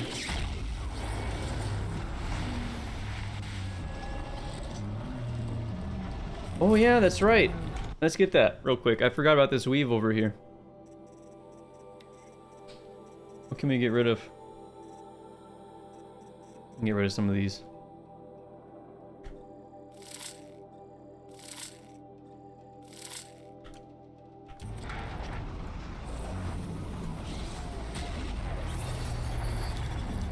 Demonics are immune to shock? What? How did I not know that? Thanks for letting me know. What's it like to have a PlayStation 5? It's pretty cool. It took a long time for me to get it. I got it within the first couple months, but man, it took a lot of tries. It was not easy. I think it's still kind of a pain in the butt to get it, but it was even more so before. Oh wait, you're already frosted up.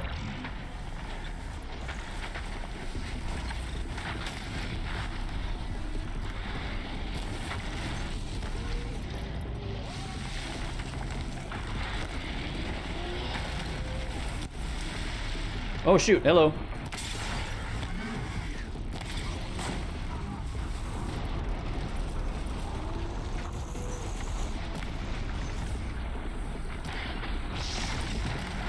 No, get up.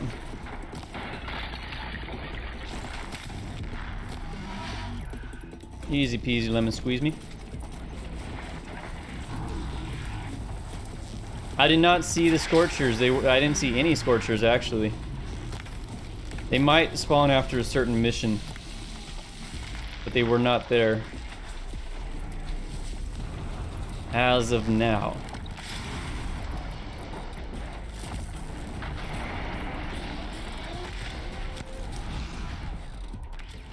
Oh, you are your riddled.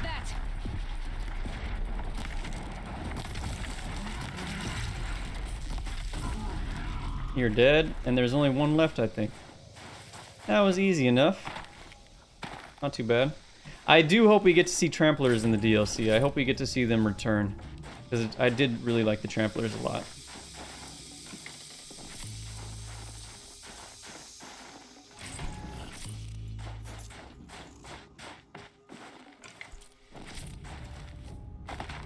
The heck's up with that red light? Is that supposed to be the rock breaker?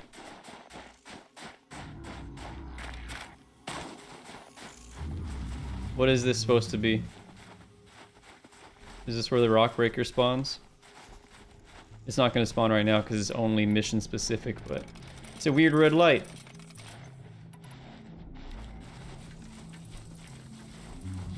By the way, I wanted to mention something today. There's a certain YouTube content creator out there that I've kind of spoken about that I don't really like very much, because early on in my with my YouTube channel, I honestly believe that he basically took a lot of my viewership away by basically taking my video and making it again, basically in his own words, in his own voice. Given that the video came out a week after mine did. So I've always kind of been bitter about it. And then today I just kind of, it cemented for me, I saw something that cemented something for me, that he's not as legitimate as he claims to be.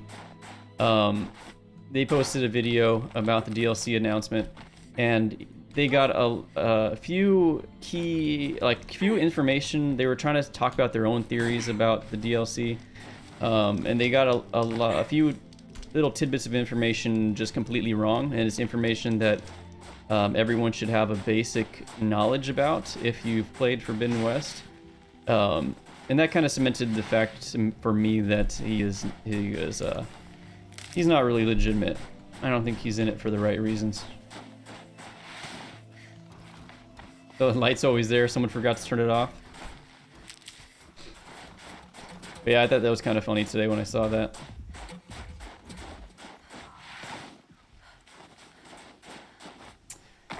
I'll go out and say it's Arctics. I think he is a... I didn't like him ever since he basically stole the idea for the video that I made. And his video ended up... Because he was a larger creator at the time when he did, I think he was around 4,000 subscribers or so, and I had like a couple hundred. So of course the YouTube algorithm... my video was doing really well. It was probably the best performing video I had at the time. And it was a really good straight line up. Like, it was getting a ton of views. And as soon as his video came out, of course the algorithm chose his, because the amount of subscribers he had, he got more views initially. So YouTube instead showed his video. I know, he only had 4,000 before that video came out. He only had 4,000. That video has since gotten over 150,000 views, I think.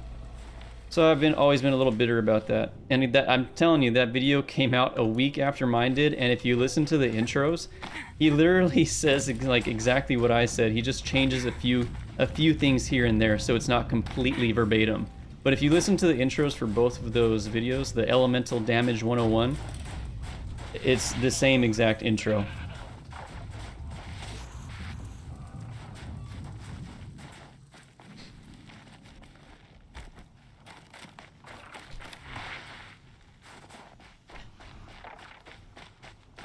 But I was just a wee content creator at the time with only a few hundred subscribers, so I just shut up about it. I was like, whatever, you know, it's gonna happen. People, bigger people are gonna, it's gonna probably happen from time to time, but so be it.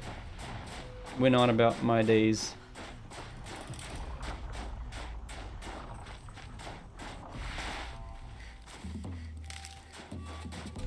By the way, I do think that those stalkers spawn specifically after a certain mission.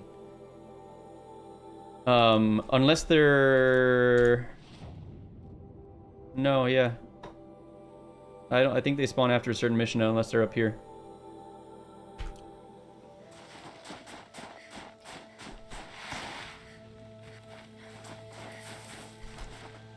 I'm telling you, you can go watch for yourself. Go look at my Elemental Damage 101 video and then look at his video he came out with about elemental damage. Just look at the first, not even the first minute, just look at the first like 15 seconds and tell me that it's not almost exactly the same. And his came out literally, I think, 8 days after mine did. And my video at the time was doing so well that it was showing up on like the front page when you searched for anything Horizon Forbidden West related, and it was getting recommended a lot. So I'm sure he saw it. I'm almost 100% positive he saw it.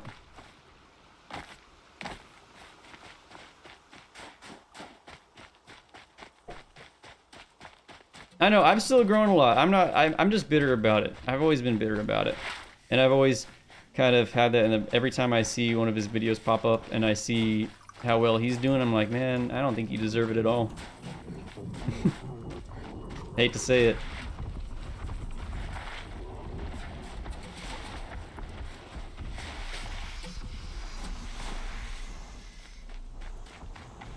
His foundation was built on a lie. Where is this blue gleam at?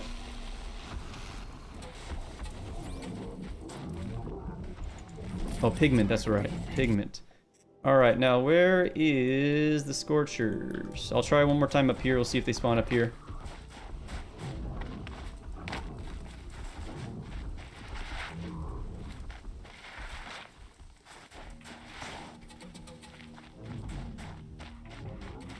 Because I have not seen a single Scorcher up here. Yeah, I think it spawns after a certain mission, probably. I'm guessing, since I can't see one. Because it happens for the Fire Claws as well. After a certain mission, they start spawning in the open world.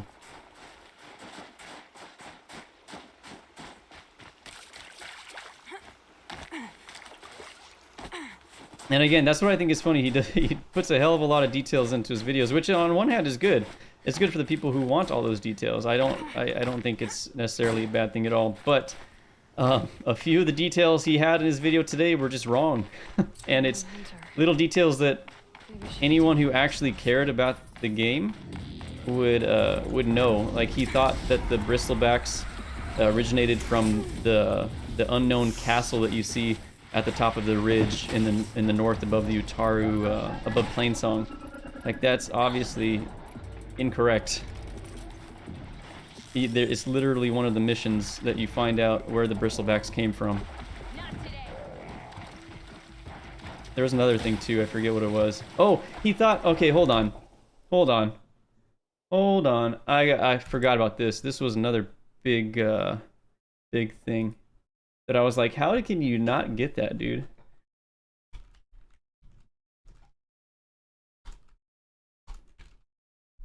This is pretty wild. I thought. Let me pull it up real quick.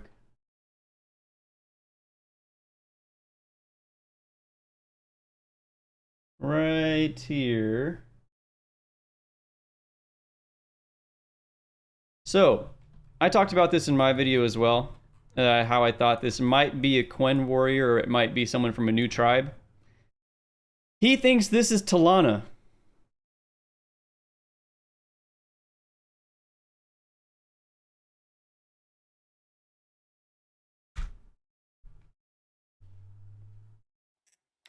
All right, buddy.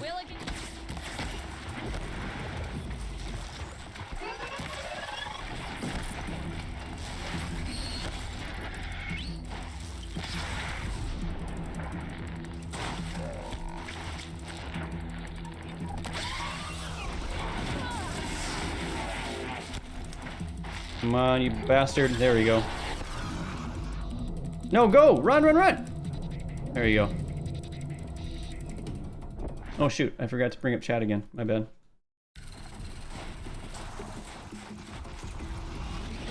It does... it... Again, it's a woman, if that's what you mean, and they have a ponytail. If that's what you mean by looking like Talana, but aside from that, the armor is all wrong. Completely wrong. And I don't think they would have Talana all of a sudden change her look for the DLC. That wouldn't make any sense. Why would she be wearing another tribe's armor? All of a sudden.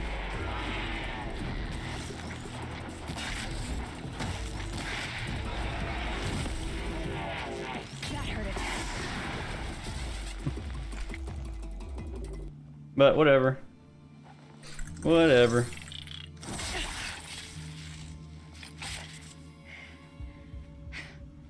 An outlander, huh? Well, I really like join me Ikri. on this path of I taking. really like Ikri. She's awesome. She's an awesome character. Away from tradition. Away from the Werak. It's not so...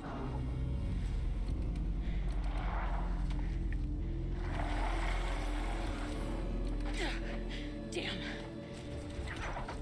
They do metal too. But my need is greater. Ikri's dope. Still the Especially like her challenge, man. Her challenge was a pain in the butt. Oh my god, Ikri's challenge is nuts.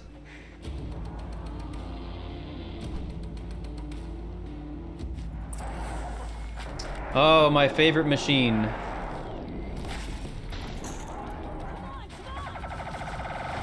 Oh wow, I did not see you back there.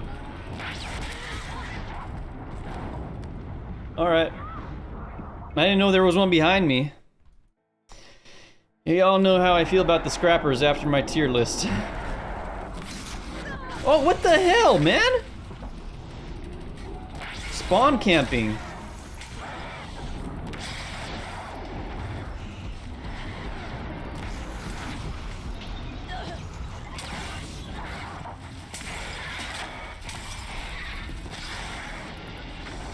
Look sharp, Outlander! There's more of them!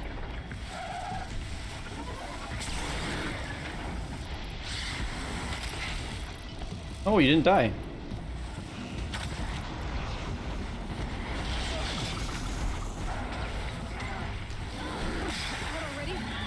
Oh shit.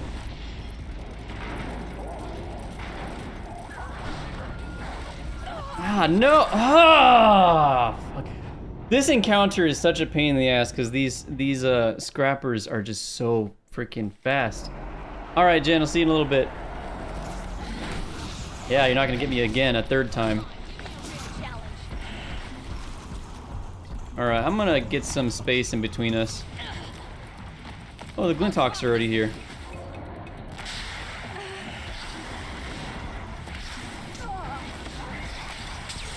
Can I freeze the Glinthawks?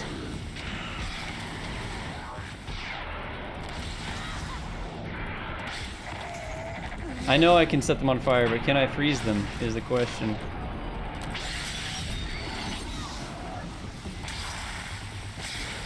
There we go. The answer is yes, you can. It just takes a lot. And I don't know if it's worth it if you can just set them on fire so easily. You know what? Actually, I should be using this.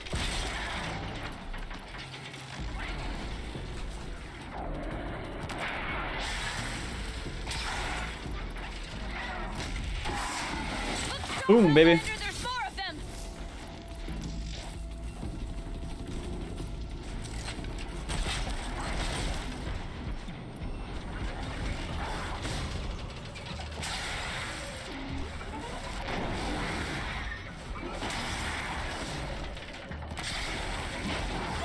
Jesus.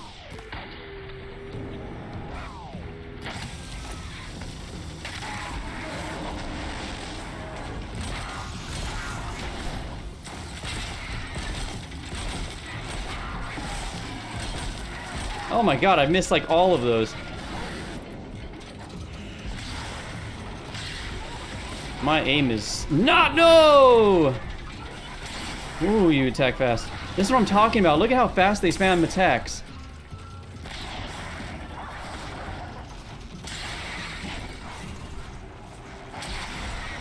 Oh shit!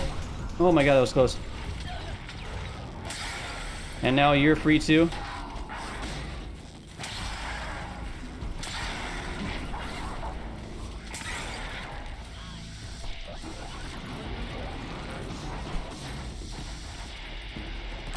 Gotcha.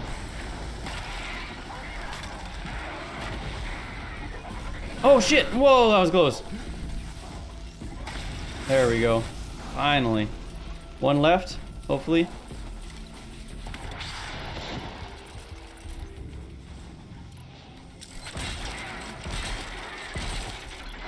Oof, man, these freaking scrappers are something else.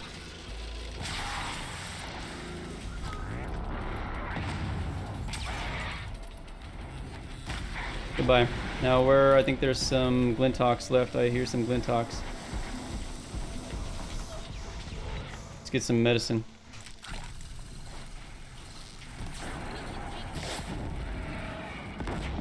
Whoa! What the heck happened? Oh my god. The way to defeat the McDonald's, or way to beat the Metal Devil is with McDonald's Sprite.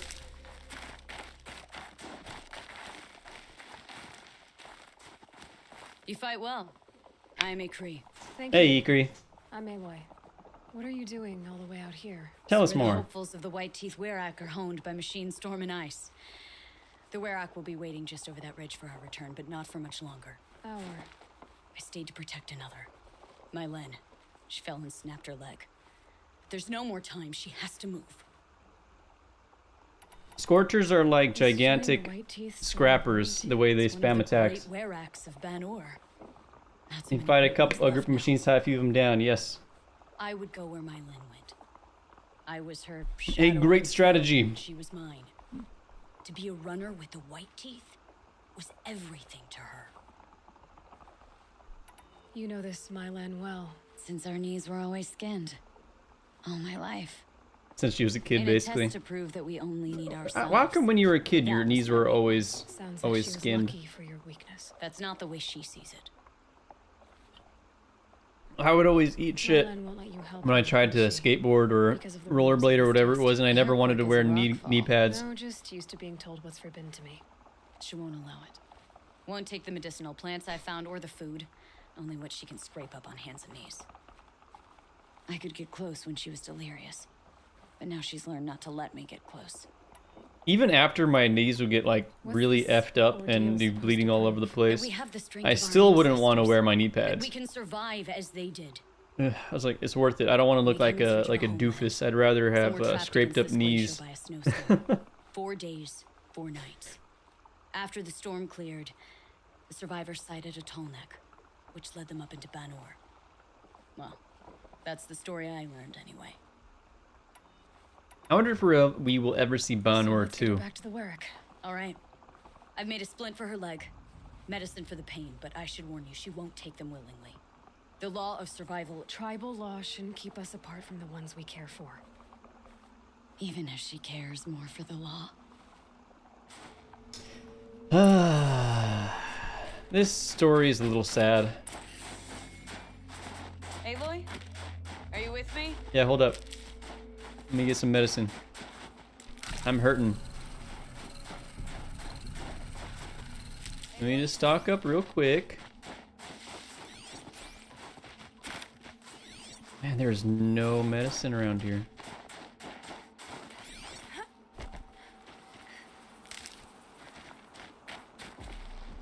At least you got some Ridgewood. I also really like the change they made in Forbidden West where you can turn off the pickup animation because this gets old after a while.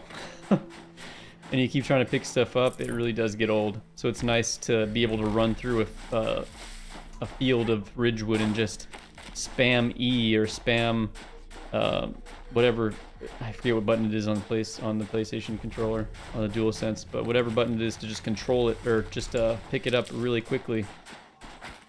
Because having to bend over and pick it up every single time is a pain.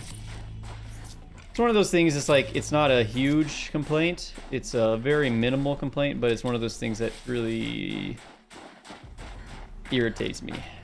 After having played Forbidden West. It didn't irritate me before, but now that I've seen how nice it is with like stuff like the stash and being able to turn off pickup animations, it's a lot better. It's a good quality of life improvement. Ooh, what challenge are you doing in the Forbidden West, Eric? Let us know. Yeah, that looks so cool. That's where we're going. The frozen flow from the Ice Father. It keeps many things, but it won't have her. Not if we can help it. Not if it can help it. More up? We're lucky. Handholds have thawed. Medicine, thank God. I am desperately low. There. All right, here we go. She's passed out again. Between us, we can fight the machines off before they reach her.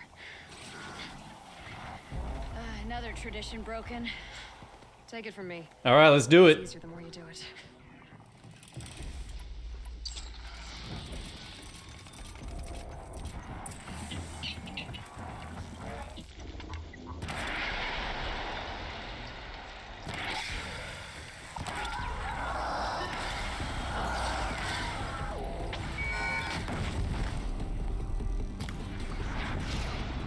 Oh shoot, they're calling in reinforcements.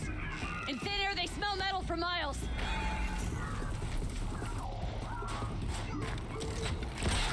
Ah man, if only I could frickin' tie them down. Oh shit.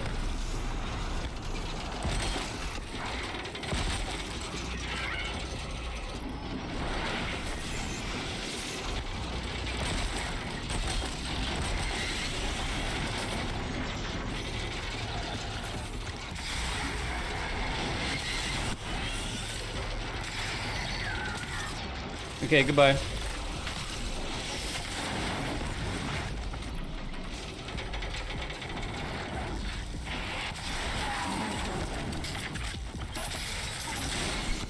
Chicken scratch.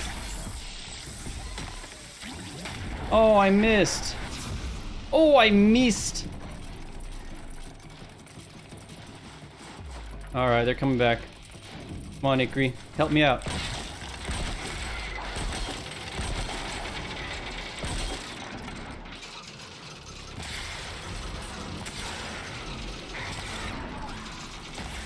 Oh, that didn't get you.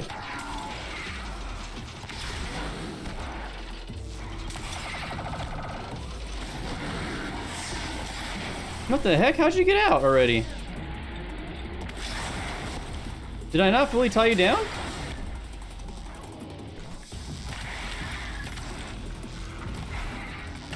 There we go. There should be one more. Yep, hello.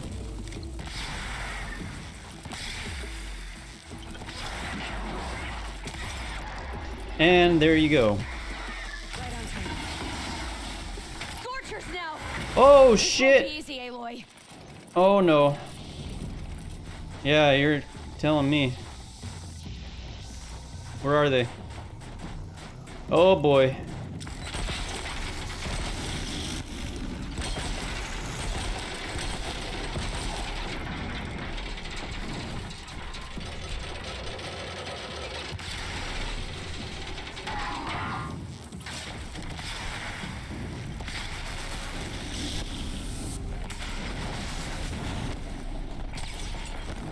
How many does it take? There we go.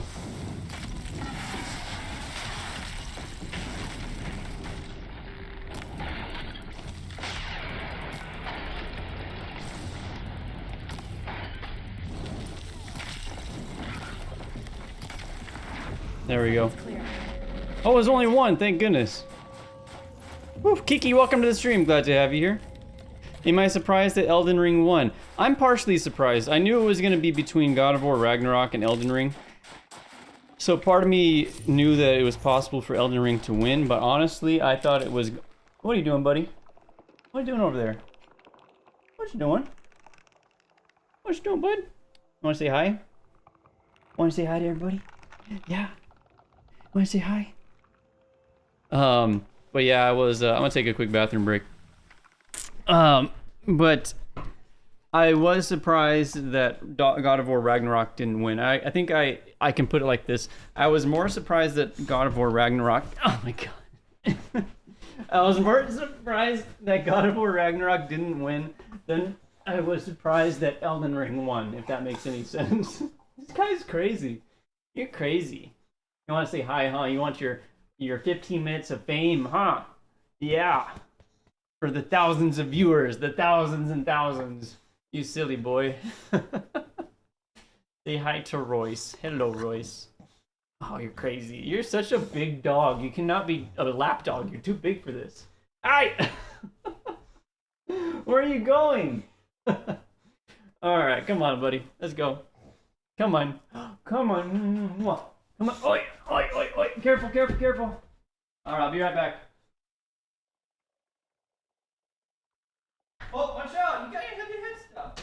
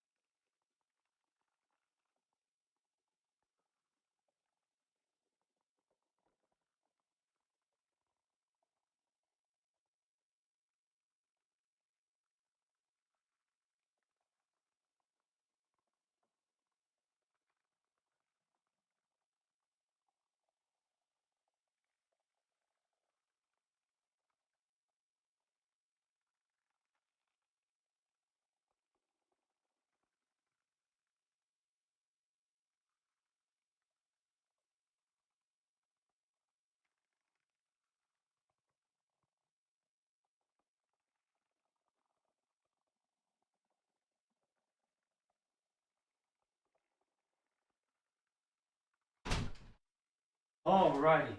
Push up. Push up. Alright, let's get this party started.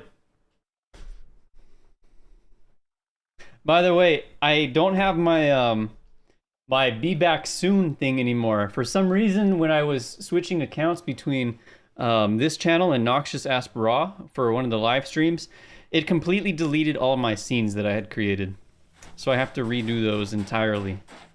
Oh, by the way, before we get started, actually, I wanted to share something with you guys. Let me go ahead and do this real quick.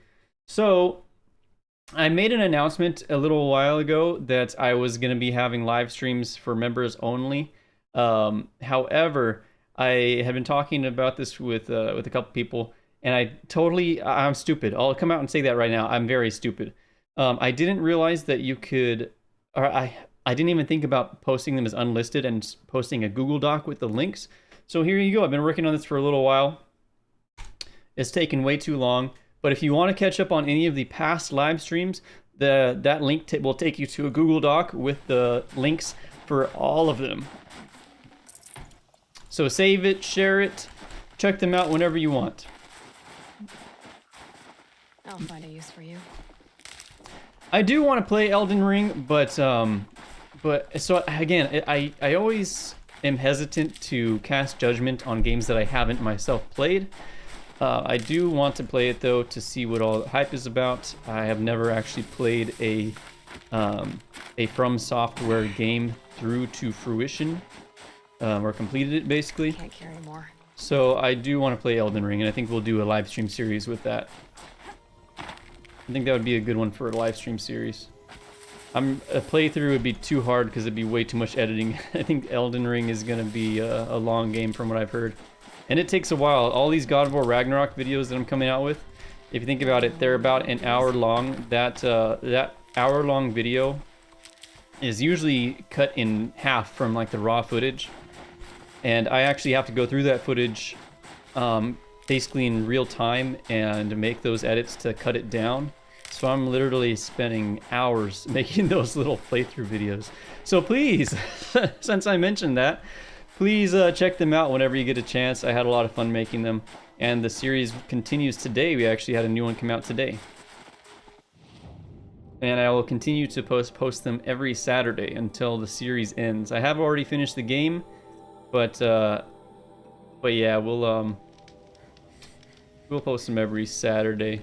I haven't finished all of the installments yet. Welcome, Jen. Didn't miss too much. We just killed a Scorcher, some Scrappers, Longlegs, and some Glinthawks. And we helped Ikri, of course, in the process. Ikri's one of my favorite characters.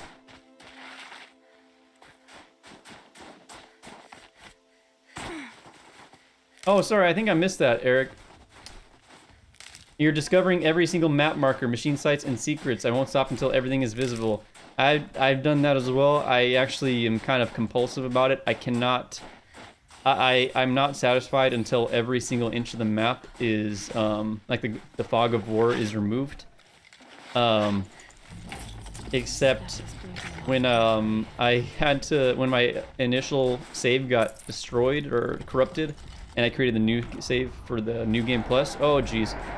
I gave up on that because it takes so long to fly around on the Sunwing over the water, and I didn't really want to do it. Oh, damn. Oh, excuse my language. Woo! Welcome to the stream, Jude, and thank you so much for the donation. I really appreciate it. Really helps out a lot. Thank you so much. It's good to have you here. And Andrea, welcome. Welcome to the stream. You are too kind. Thank you so much. I'm glad to be back with Horizon Zero Dawn. Oh shoot, what am I doing? But thank you again, Jude, so much. I always appreciate it. And you are way too kind. Way too kind.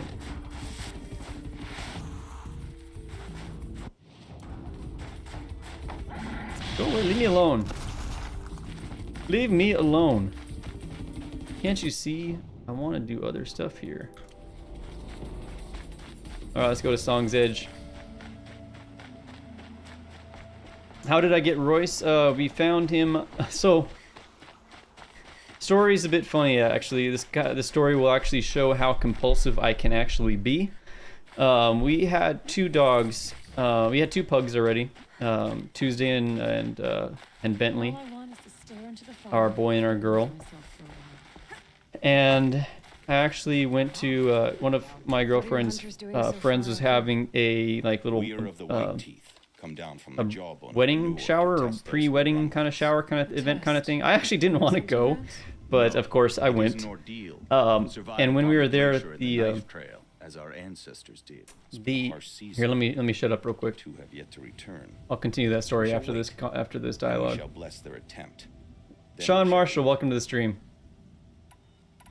So, basically what happened is I went to this party, and the owners of the house, my girlfriend's friend's mom or dad's house or something, they had some English bulldog, or not English bulldogs. I think the bigger ones. I forget what they're called.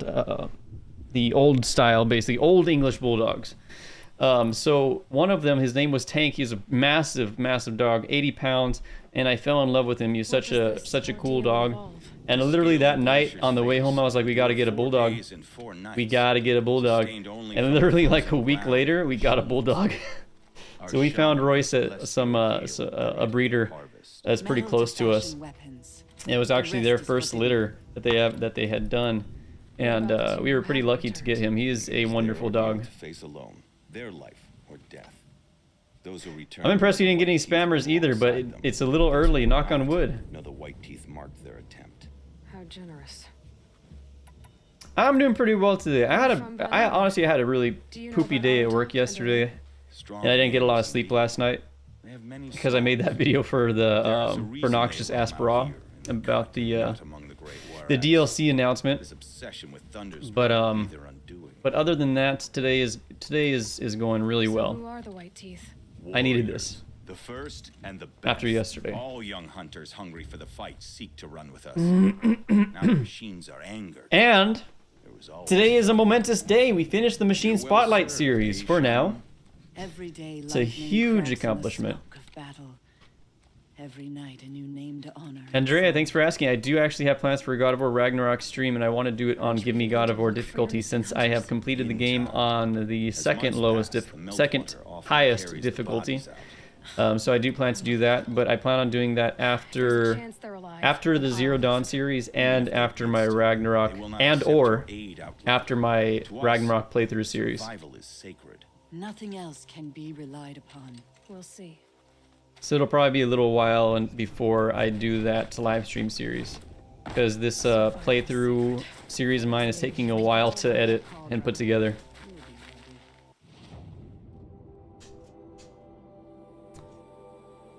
Alright, let's go get this blue gleam since we're here. Oh, and let's go ahead and actually go up here first so I can get that unlocked so you can fast travel there later. I can't wait either. The game is absolutely amazing. I actually, and don't get mad at me for saying this, but I actually think it I could forget what warmth is feels like. better than Horizon Forbidden West. And I was surprised that it did not get Game of the Year. I'm not surprised that Elden Ring won, but I'm surprised that God of War Ragnarok did not win. If that makes any sense whatsoever. Gaming and stuff, welcome to the stream. Glad to have you here.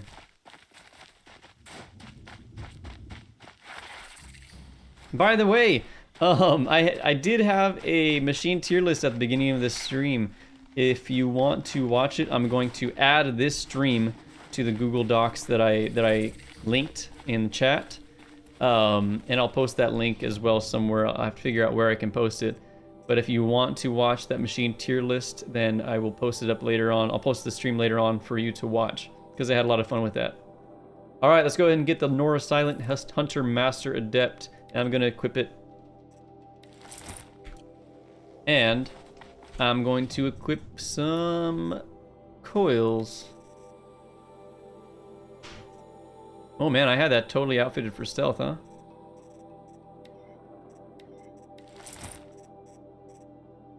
Oh, crafting, there we go. I was wondering what was going on. Oh, I don't have any room. Let's sell some modifications.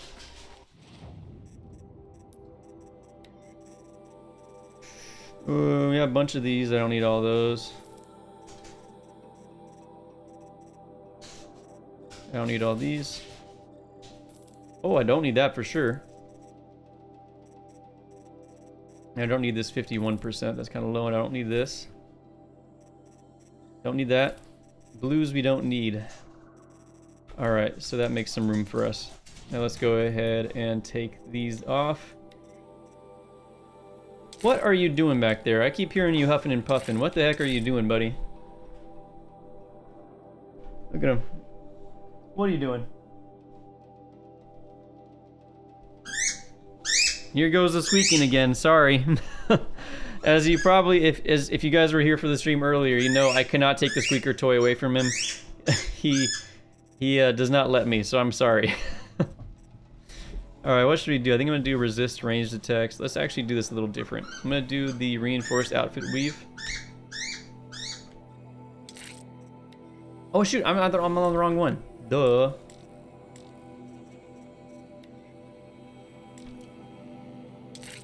I'm still on the old one. Where is... There we go. So let's do the reinforced outfit weave. And we will do the warrior's outfit weave. And then we'll do the rest stealth. So we can be extra sneaky. Again, sorry about the squeaking. Hope you guys don't mind.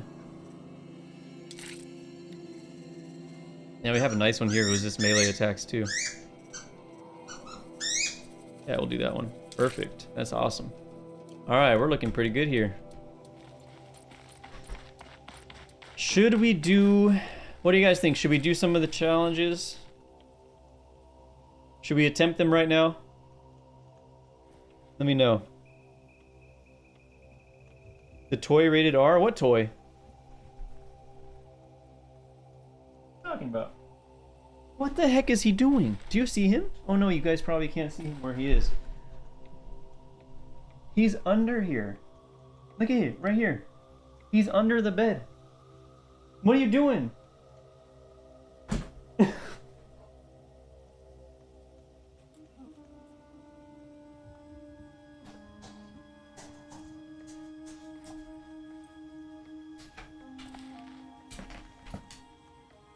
You having fun?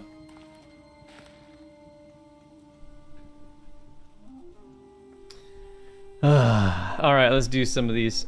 Let's do some of these challenges. Ooh, while you're watching the stream, you're looking at your beautiful Horizon Shrine Lego tall neck and a glass display case. I don't have a glass display case for mine, and you have a background. I didn't even think about that. That's a good idea. Word about you has traveled. He really is hamming it up for the camera. What kind of word? He's being extra crazy right now. Impressive. Others say the same thing, but with a face like they've just chipped a tooth on a block of ice. Araya told me about these hunting grounds. She said you'd let me train here. I will. I admit I'm curious to see for myself what all the gossip is about. You look like you've got some stories to tell. Oh yeah, she looks like she got some stories to tell. What happened to your eye? Most of those Royce! stories. Can you pick a toy that doesn't Ran squeak? with the You have a lot of Thunderstars them. long ago before they ran Please? their course. For a time, we shook the snow off the men of Banuk. I couldn't last. Some fell in glorious battle. Some were exiled. in Where is your ocean. mother? Still glorious, if you ask me. Others had a worse fate.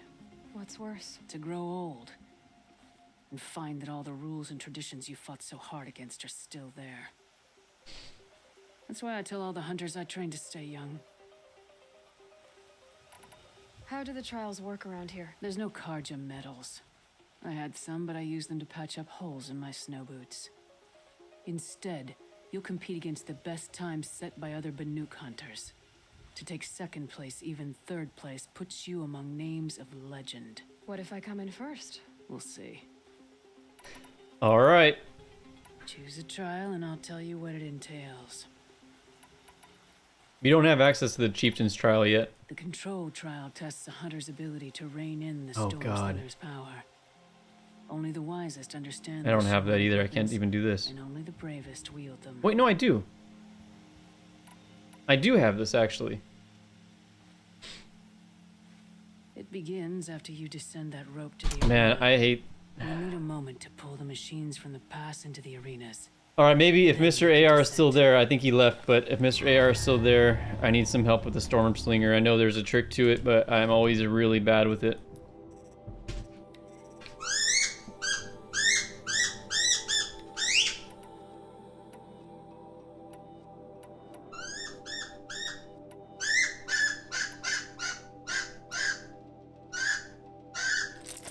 God, he really is...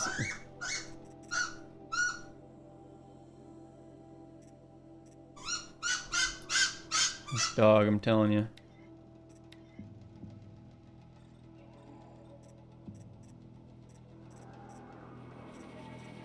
Oh, that's a lot of damage. Plus 23 damage? Damn, actually I should do one of the handling coils.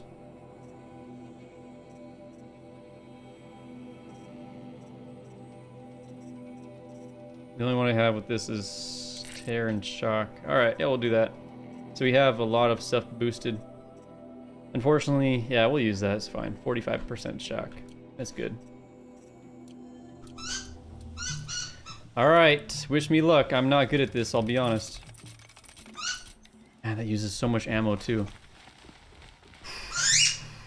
I forget how much time we have too. I'm gonna prove myself in these trials. I should do it fair and square.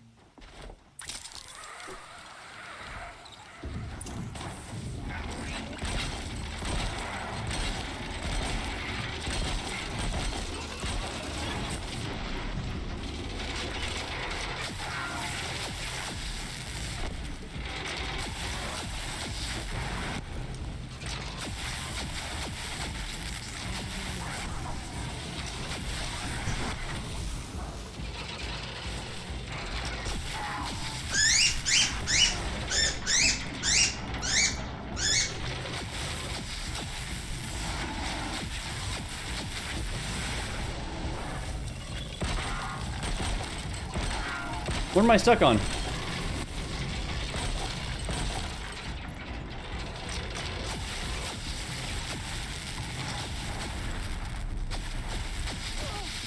Ow. Ow! Shit. Ah, it has to be under a minute, huh? Damn it.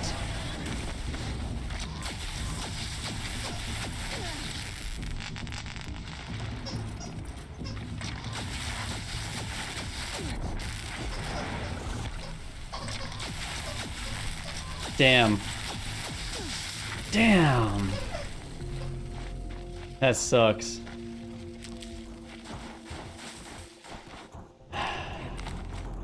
Actually, I'm gonna restart because I don't want to lose my ammo. I know this is kind of cheaty, but damn, it takes a lot of crafting materials for that ammo. Shouldn't use my weapons up here. It'd be cheap. Oh, I can't go back. Damn it. Your first run on that trial, and you claimed second place. I haven't seen many pull that Vivi, off. welcome to the stream. The control trial tests a hunter's ability to rein in the Stormslayer's power. Only the wisest understand these shamanic weapons, and only the bravest wield them. All right, let's do this again. It begins after you send that rope to the arena. We'll need Got a it. moment to pull the machines from the pass into the arenas. I'm really excited for Burning Shores too. I'm super excited about it. That trailer was just so epic. It was a little too epic, if you ask me.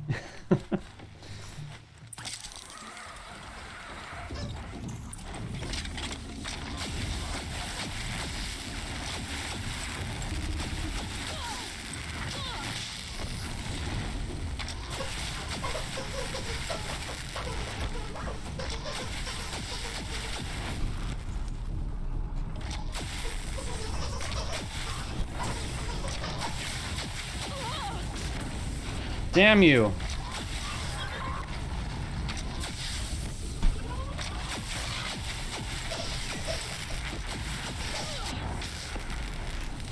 That was weird.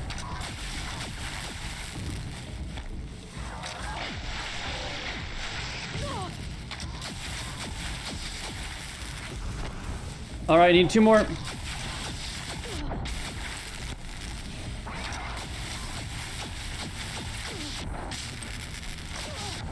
Nice! Ooh, 3 seconds to spare. Damn, that was close. Woo-wee! Man, that was close. Alright, we did it though. Second try, not bad. Not great, but not bad. You came in second. Most could What? acknowledge that.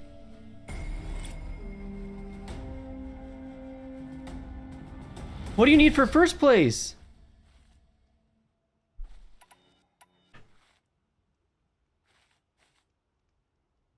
Oh man, we just wasted so much ammo. To withstand the ebb and flow of combat.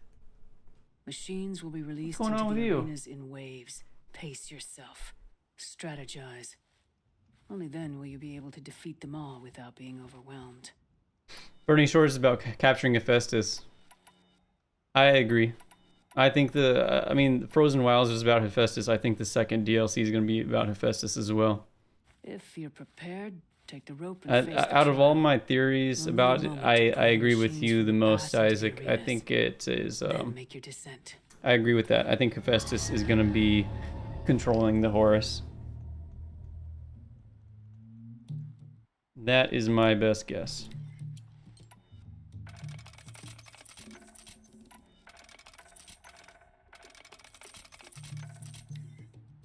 Alright, let's do this. Let's change this out again. Where is it?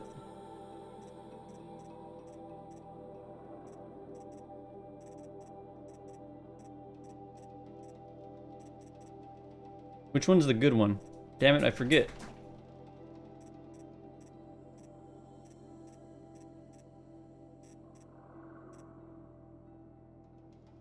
There we go.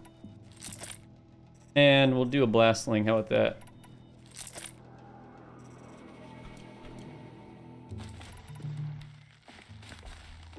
How much time do I have? Can I find out how much time I have for this?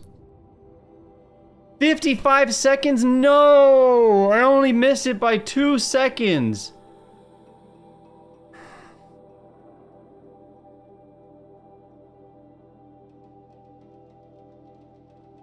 That sucks.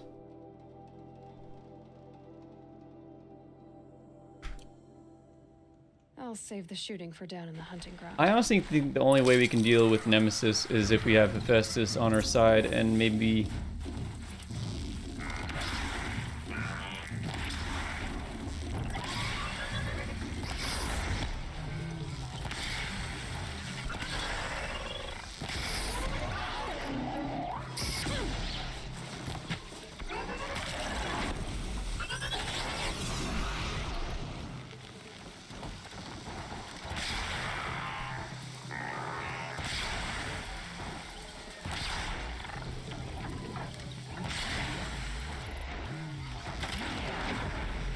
I got another one.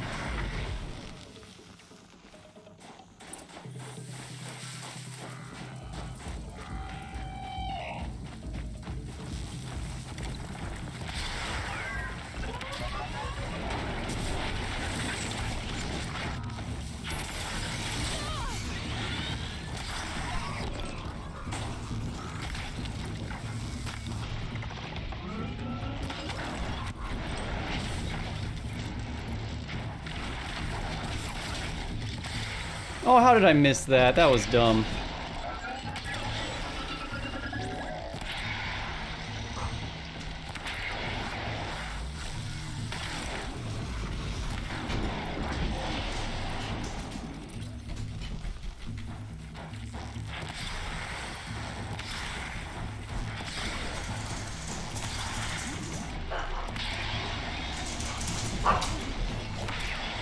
Come on, let's go, let's do this.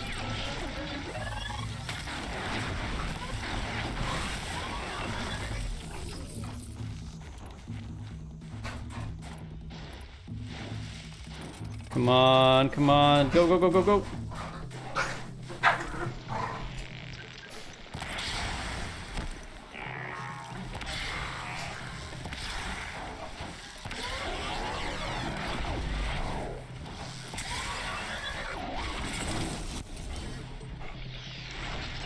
Ah, damn you. Where'd the other one go?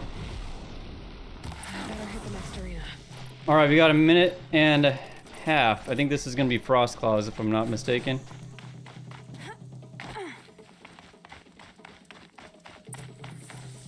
Oh, I am mistaken.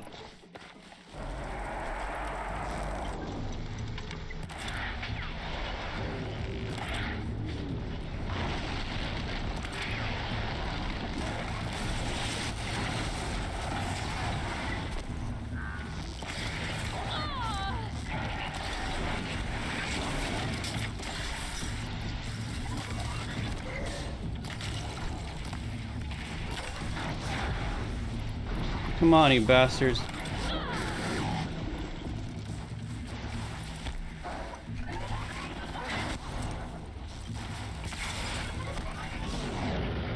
Ooh, man, Matrix moves right there.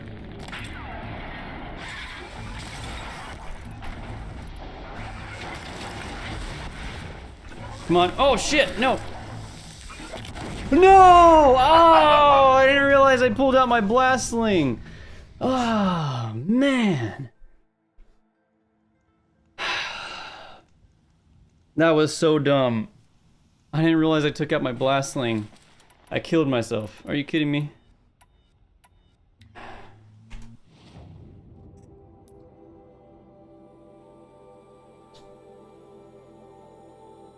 That was incredibly stupid.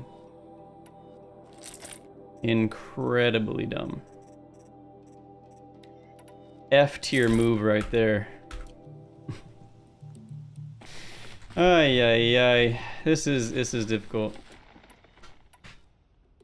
Alright, let's go for it again.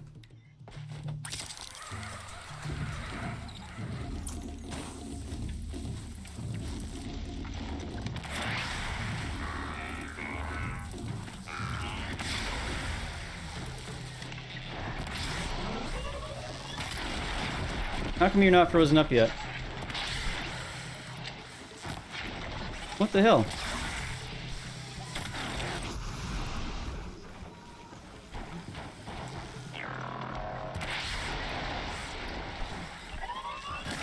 What the heck?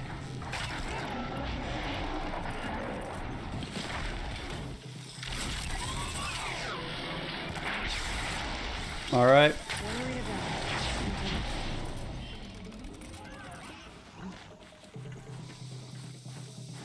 Come on, let's do this. Let's go, go, go, go, go, go, go.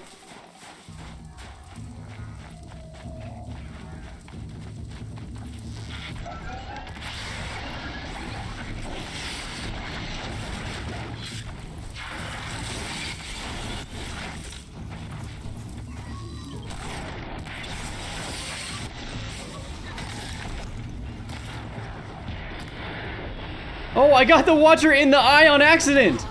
Damn, that was lucky! Do you see that? I got it as I was falling behind this little crest here. I'm not gonna lie and say I did it on purpose. I did not do that on purpose.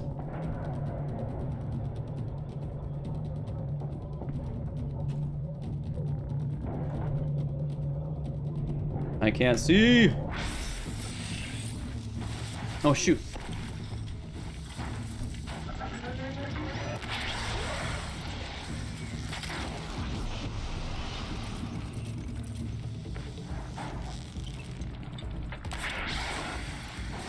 Oh, shit. Excuse my language.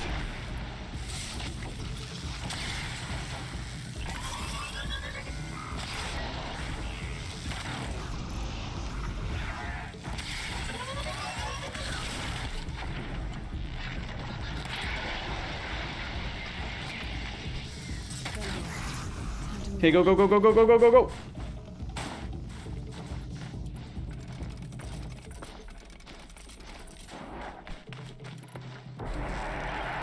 Oh my god, what the hell was that?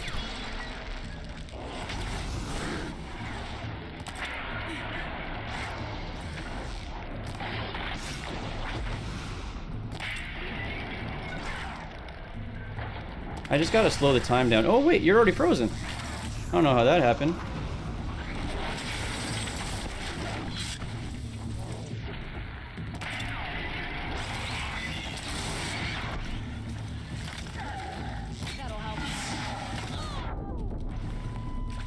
Oh, jeez.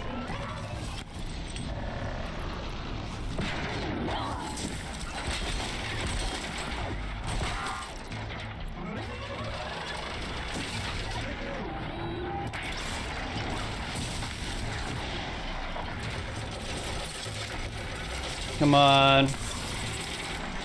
We got this. Come on.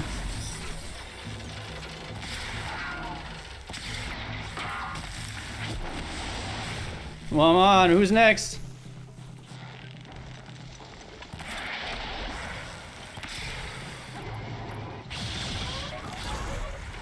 Shit, we only have 30 seconds left, come on. No! Oh! I bummed that up really good.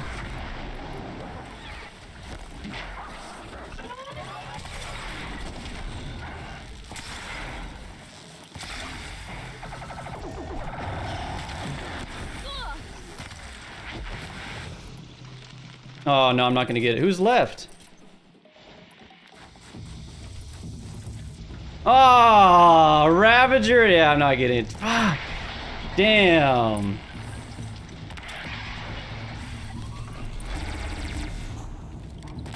Let's see how we place though. Damn it. Oh well. Not bad for a first or second attempt, my bad. I should have said first, I'm lying already.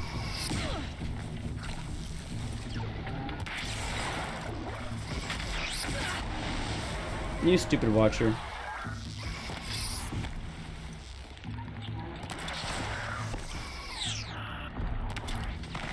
What the heck?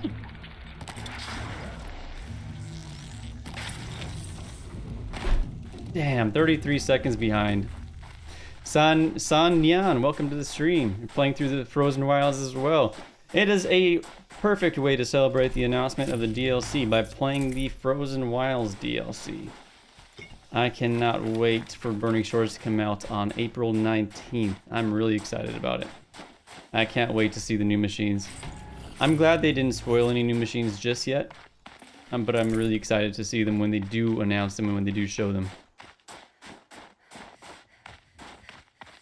The neck is as weak as the eye. I think so too. I've noticed that as well. Alright, so we got second place. It's not terrible, but we'll have to come back. I'm not gonna go for gold right now. I have about 30 minutes left in the stream. I'm gonna be getting off at 3 o'clock. So let's go ahead and do one more like story related thing. Your first run on that trial and you claimed second place. I haven't seen many pull that off.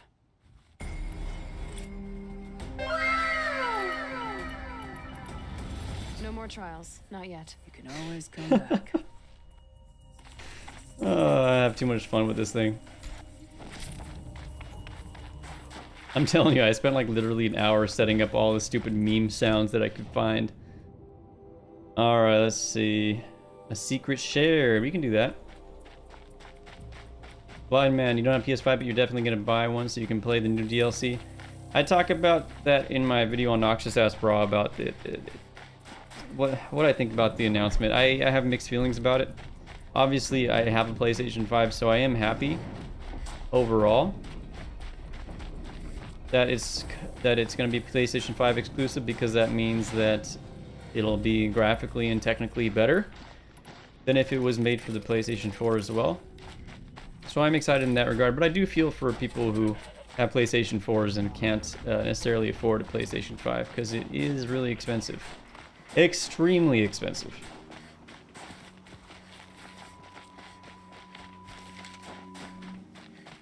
Am I going the right way? Yeah, I am. Perfect.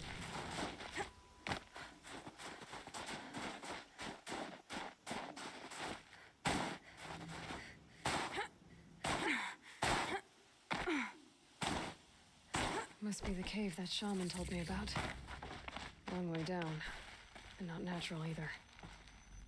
Where? Oh. I was about to jump down there and die.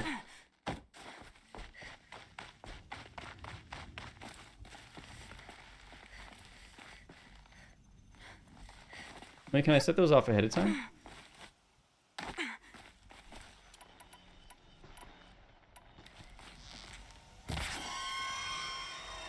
I won't be alone down here.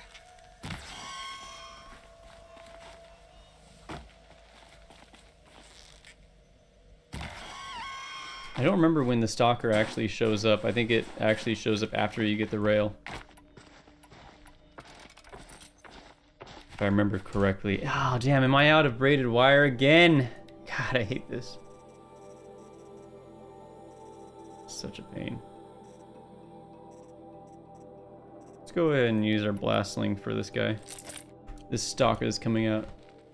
Horizon can't be the only game that's good on PlayStation. Absolutely not. I love God of War Ragnarok for sure. God of War Ragnarok is definitely worth your time. Here's one of the metal birds. I like that the metal birds are planes. And you know, I don't know if you guys know this, but the Stormbird was originally looked a lot more similar to this. It looked more like an aircraft, like a jet fighter. And they changed the design later on to what it is today. Little tidbit of information for you. Yeah, I figured it shows up after the rail. I'll be ready. Oh, actually, you know what we can do? Let's cheese it. Let's freaking cheese it. Where is my tripcaster?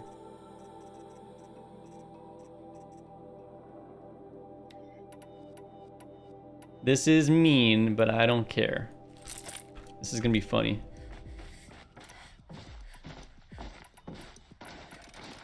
Oh, I'm out of. I needed braided wire for that. Damn it.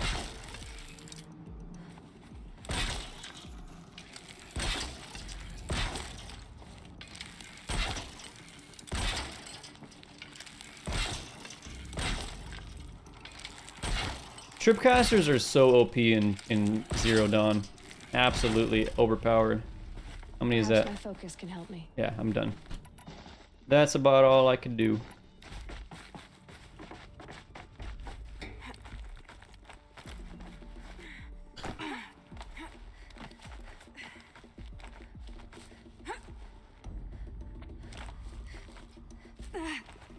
Where is your mother?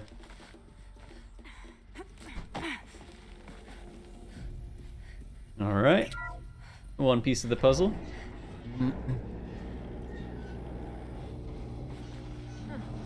now we go across there. After all. Now I can get across.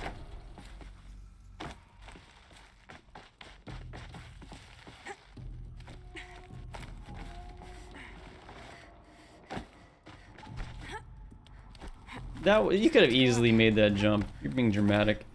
There's the door lock. I'll need to configure it.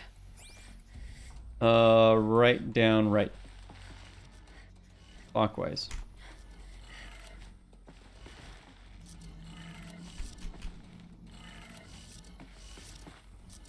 It's a weird locking mechanism to make. Like, do they really do this? It's so easy. Who wouldn't be able to figure that out? It's not a very good security system. Whoop.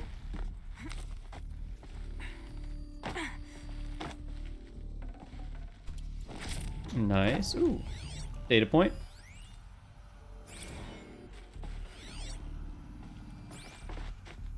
I didn't ask for a bunch of flying cameras. I need security. Surveillance. There we go. And security means firepower. God, this Mr. Blevins sounds like a real tool. Not be caught squirting blanks if and when a major act of terrorism desecrates these facilities.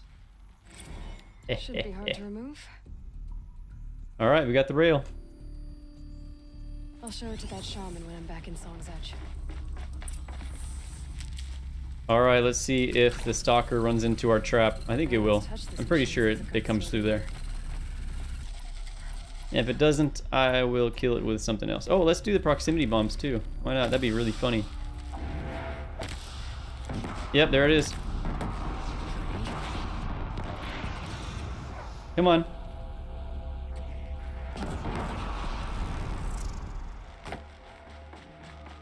That was easy.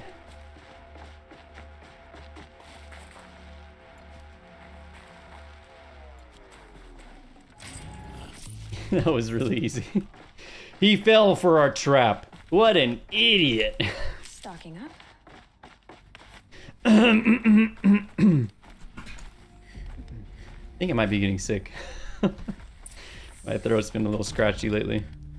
Last couple days. So this thing will improve my spear, huh? All right. You got the... I wonder, can we upgrade our spear twice? Now that we're in New Game Plus? I've actually never played through New Game Plus. Let's get this animal figurine while we're here. Oh, shoot, it's down there? Damn. I missed it.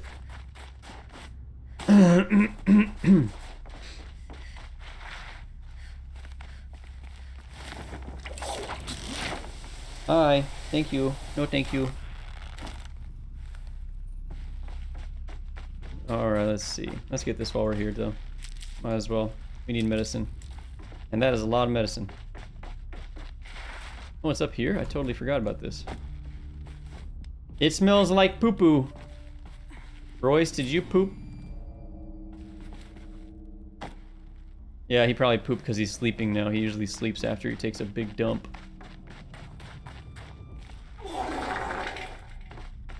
I'm sorry. I'm sorry. I can't help it. I'm a child at heart. Oh my goodness. I love this thing. You guys are going to get so tired of it. You guys are going to be sick of it.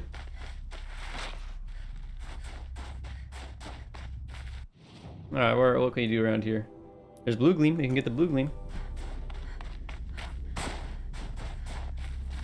Still got some time left. Oh, there's a stalker. The hell is going on down there?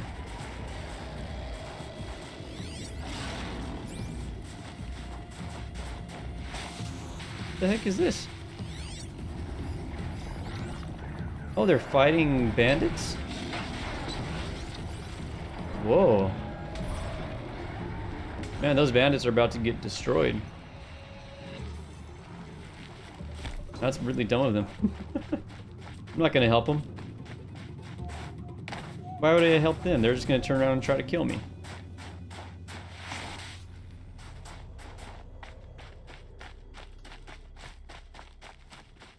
Off to the Bloom Gleam we go. My goodness. Again, playing Zero Dawn makes me really appreciate some of the stuff we have in Horizon Forbidden West. Like the Sunwing. Look at this. I wonder if this was ever intended to open. I wonder. Goodwill is the way. I know, I should be the bigger person, huh? It's too late now, they're all dead. Alright, you see in a bit.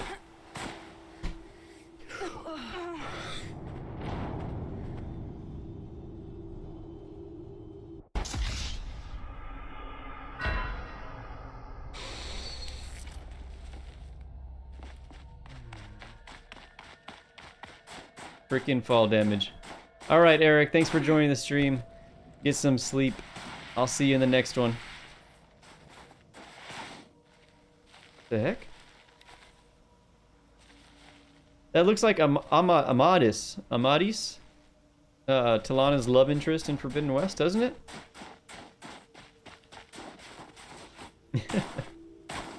Sigrun Curse in 11.2 seconds. I've been having a lot of fun going through my Ragnarok playthrough. I had a lot of fun with that game. And it's cool to kind of experience it again while I'm editing the videos together.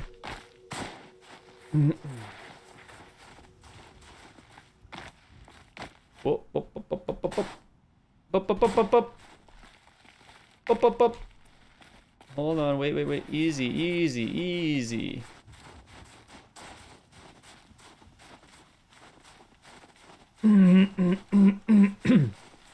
Come on, Aloy. You can do it. Woohoo!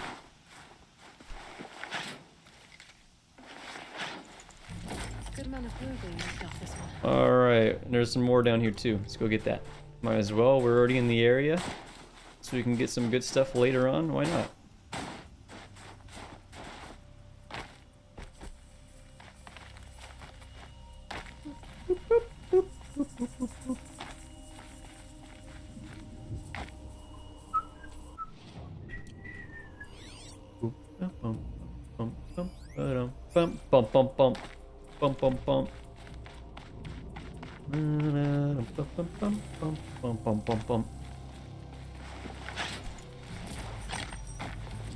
I feel like my throat's been really bothering me. It could be because I've been talking so darn much lately for these videos I'm making.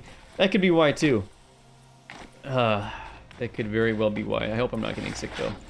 A fistful of blue gleam is worth braving the cold. Alright, what else we got around here? What else can we do? I think we did all of the little side quests so far. How did I not finish this? God, I'm so stupid. How did I not finish this? What the heck?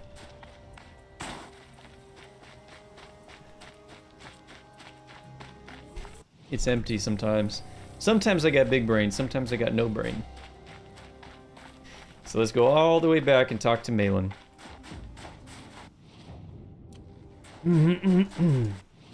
Put a flag on it.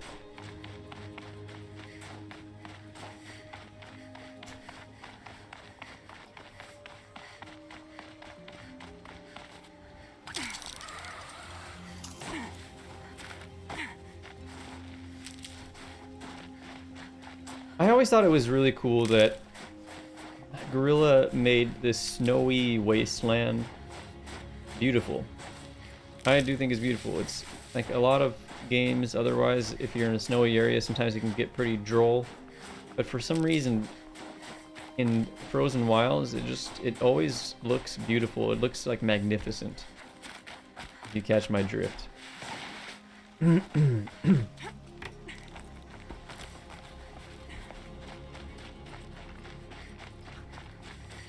Alright, Malin. Let's talk to you since I missed it the first time.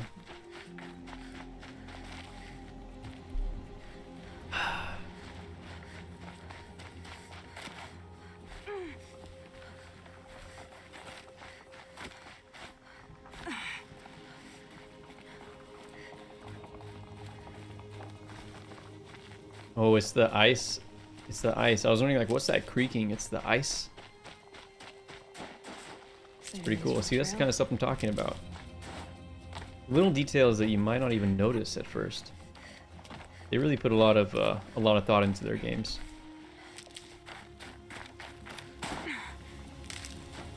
Oh, we've been coughing for the past month. I'm sorry to hear that. I had the same exact thing last year, and it turned out to be bronchitis. They had to put me on steroids to get it to go away. It was a pain in the butt. I even had an inhaler for a little while. I can feel her fever even in this cold. But I hope you feel better soon. I hope that cough goes away. She is awake.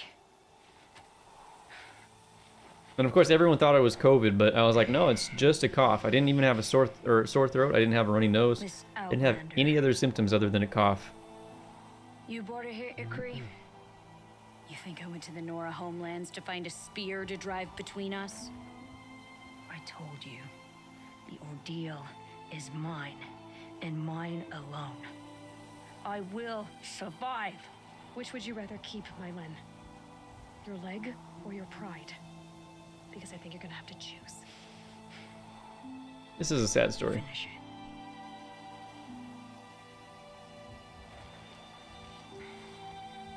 I know what you think of me. But I vowed you'd join the White Teeth. And you will. I will go back.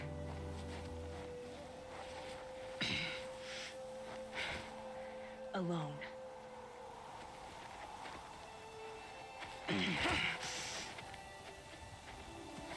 No! Stubborn. Let me do this. Please. Let her. Mylin. I don't know why I the hope you can exposure is forgive so me messed up. someday. I've been looking like a ghost in the last couple of streams. I don't know why the exposure's messed up on the camera. I never accepted your help. It's the Werak you should ask for forgiveness. What? Sorry for my language, but I what didn't a care about the bitch. Werak. She loves you, damn it! You fool!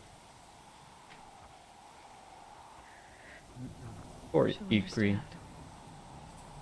You saved her life. I'll just let her You freeze to know death. Banuk very well, Aloy. We have so many ways to express a grudge, and only one to accept an apology.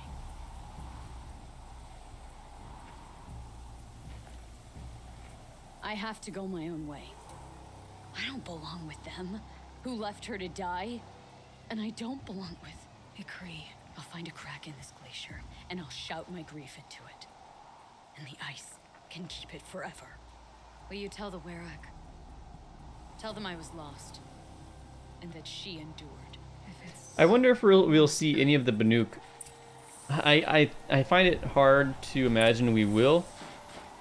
Except, of course, for Bryn, the shaman, the oil-drinking shaman. But other than him, I really don't see us seeing any Banuk. I mean, it's on almost a completely opposite end of the spectrum. You have this snowy wasteland that they call home that they're accustomed to, and then you have something like the Burning Shores, which is looks like a tropical, volcanic, crazy place. So I find it hard to believe that we're gonna see any more than Bryn in the DLC. Silence, of course, too. Be interesting if we actually have some missions or some story, like a side quest or something with Silence. That'd be pretty cool. You want to know? Oh yeah, what's to the north? What's to the east of the Nora Sacred Lands? That is an interesting discussion too. It'd be kind of towards the eastern coast of the United States, of course. An outlander. These are not the ones I was expecting. Do your augurs speak of it? When I cast the metal shavings from my len, they moved away from Banur. She came from the knife trail. She saw what happened there. Huh. You would have an outlander speak for you? This is really 2 sad. hunters were lost. 1 returned. Convince me what your word is worth.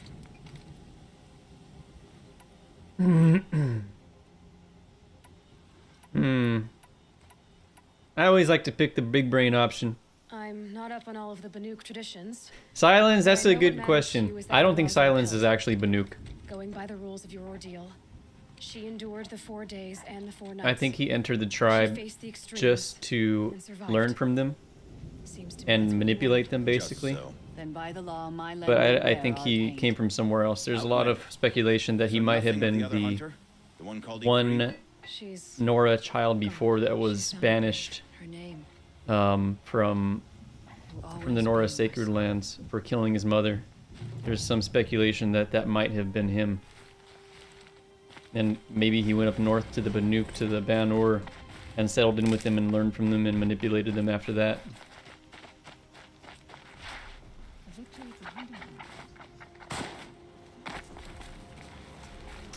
Some of you thought of, since Bryn had visions of the future and things alike after consuming machine oil, what if he gets Aloys to gather machine blood and all theories?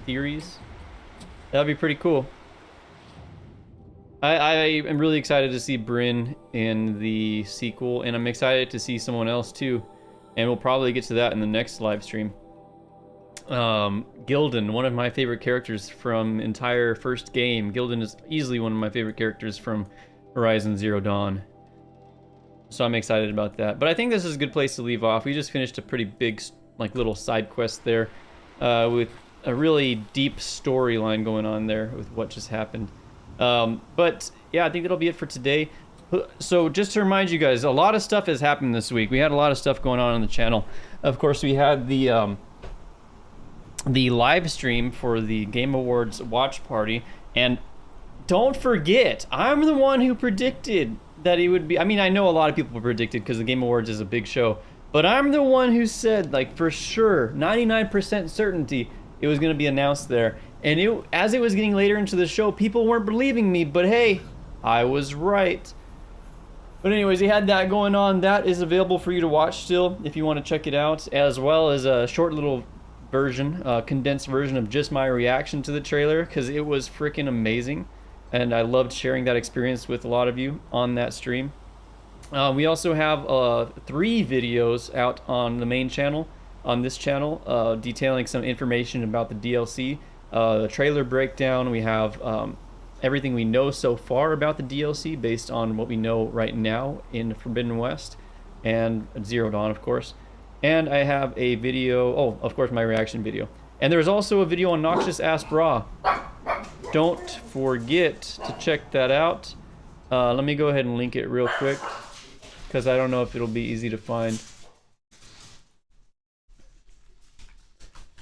So you guys can check that out, because I discuss more of what I think about the announcement that the DLC is only going to be on PlayStation 4.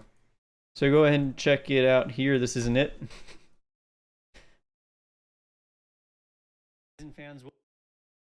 Here it is. All right, there you go for you guys to watch. So you guys can watch that and at your leisure. And of course, I had another God of War Ragnarok playthrough series installment come out this morning. So go ahead and check that out and leave a like. It definitely would help out. And honestly, I really do put a lot of work into it, and I think you guys would really enjoy it. So give it a chance. I know it's different. I know it's not Horizon, but that game is amazing. And I put a lot of work into those playthroughs. So I really appreciate it if you just check it out. It'd be awesome. And also, of course, I can't forget to mention the final Machine Spotlight came out today. The Watcher Spotlight, which is the 42nd and last Machine Spotlight for now, of course. I do plan to, of course, do Machine Spotlights when the DLC is released in April. Any new machines, any and all new machines I'll be doing Spotlights for. So, of course, stick around for that. Of course, we have a long while for that to come. And what was I going to say? Oh my God, I'm having a brain fart. Oh, And just as a heads up, I'm waiting. I want to do the Horizon Zero Dawn machines for spotlights, but I'm waiting to see if we get more news about the supposed rumored Horizon Zero Dawn remaster, because of course, if it is remastered, I would much rather do the spotlights in the remastered version rather than in the old version. Even though it looks beautiful, I would much rather do it in the new version because the photo mode's better, and I think it would come out a lot better. So yeah, so that'll be it for today. Again, thank you so much for joining the stream. I'm glad we get to finally continue this live stream series. I'm sorry that it took so long to get back to, but thank you for being so patient, and thank you for continuing to support the channel in the meantime. Yes, my reaction, if you haven't seen it already, I definitely recommend checking it out. It's fun. But yeah, I'll see you guys later wherever you are, whether it's morning, day, or night. You have a great that. I'll see you in the next video.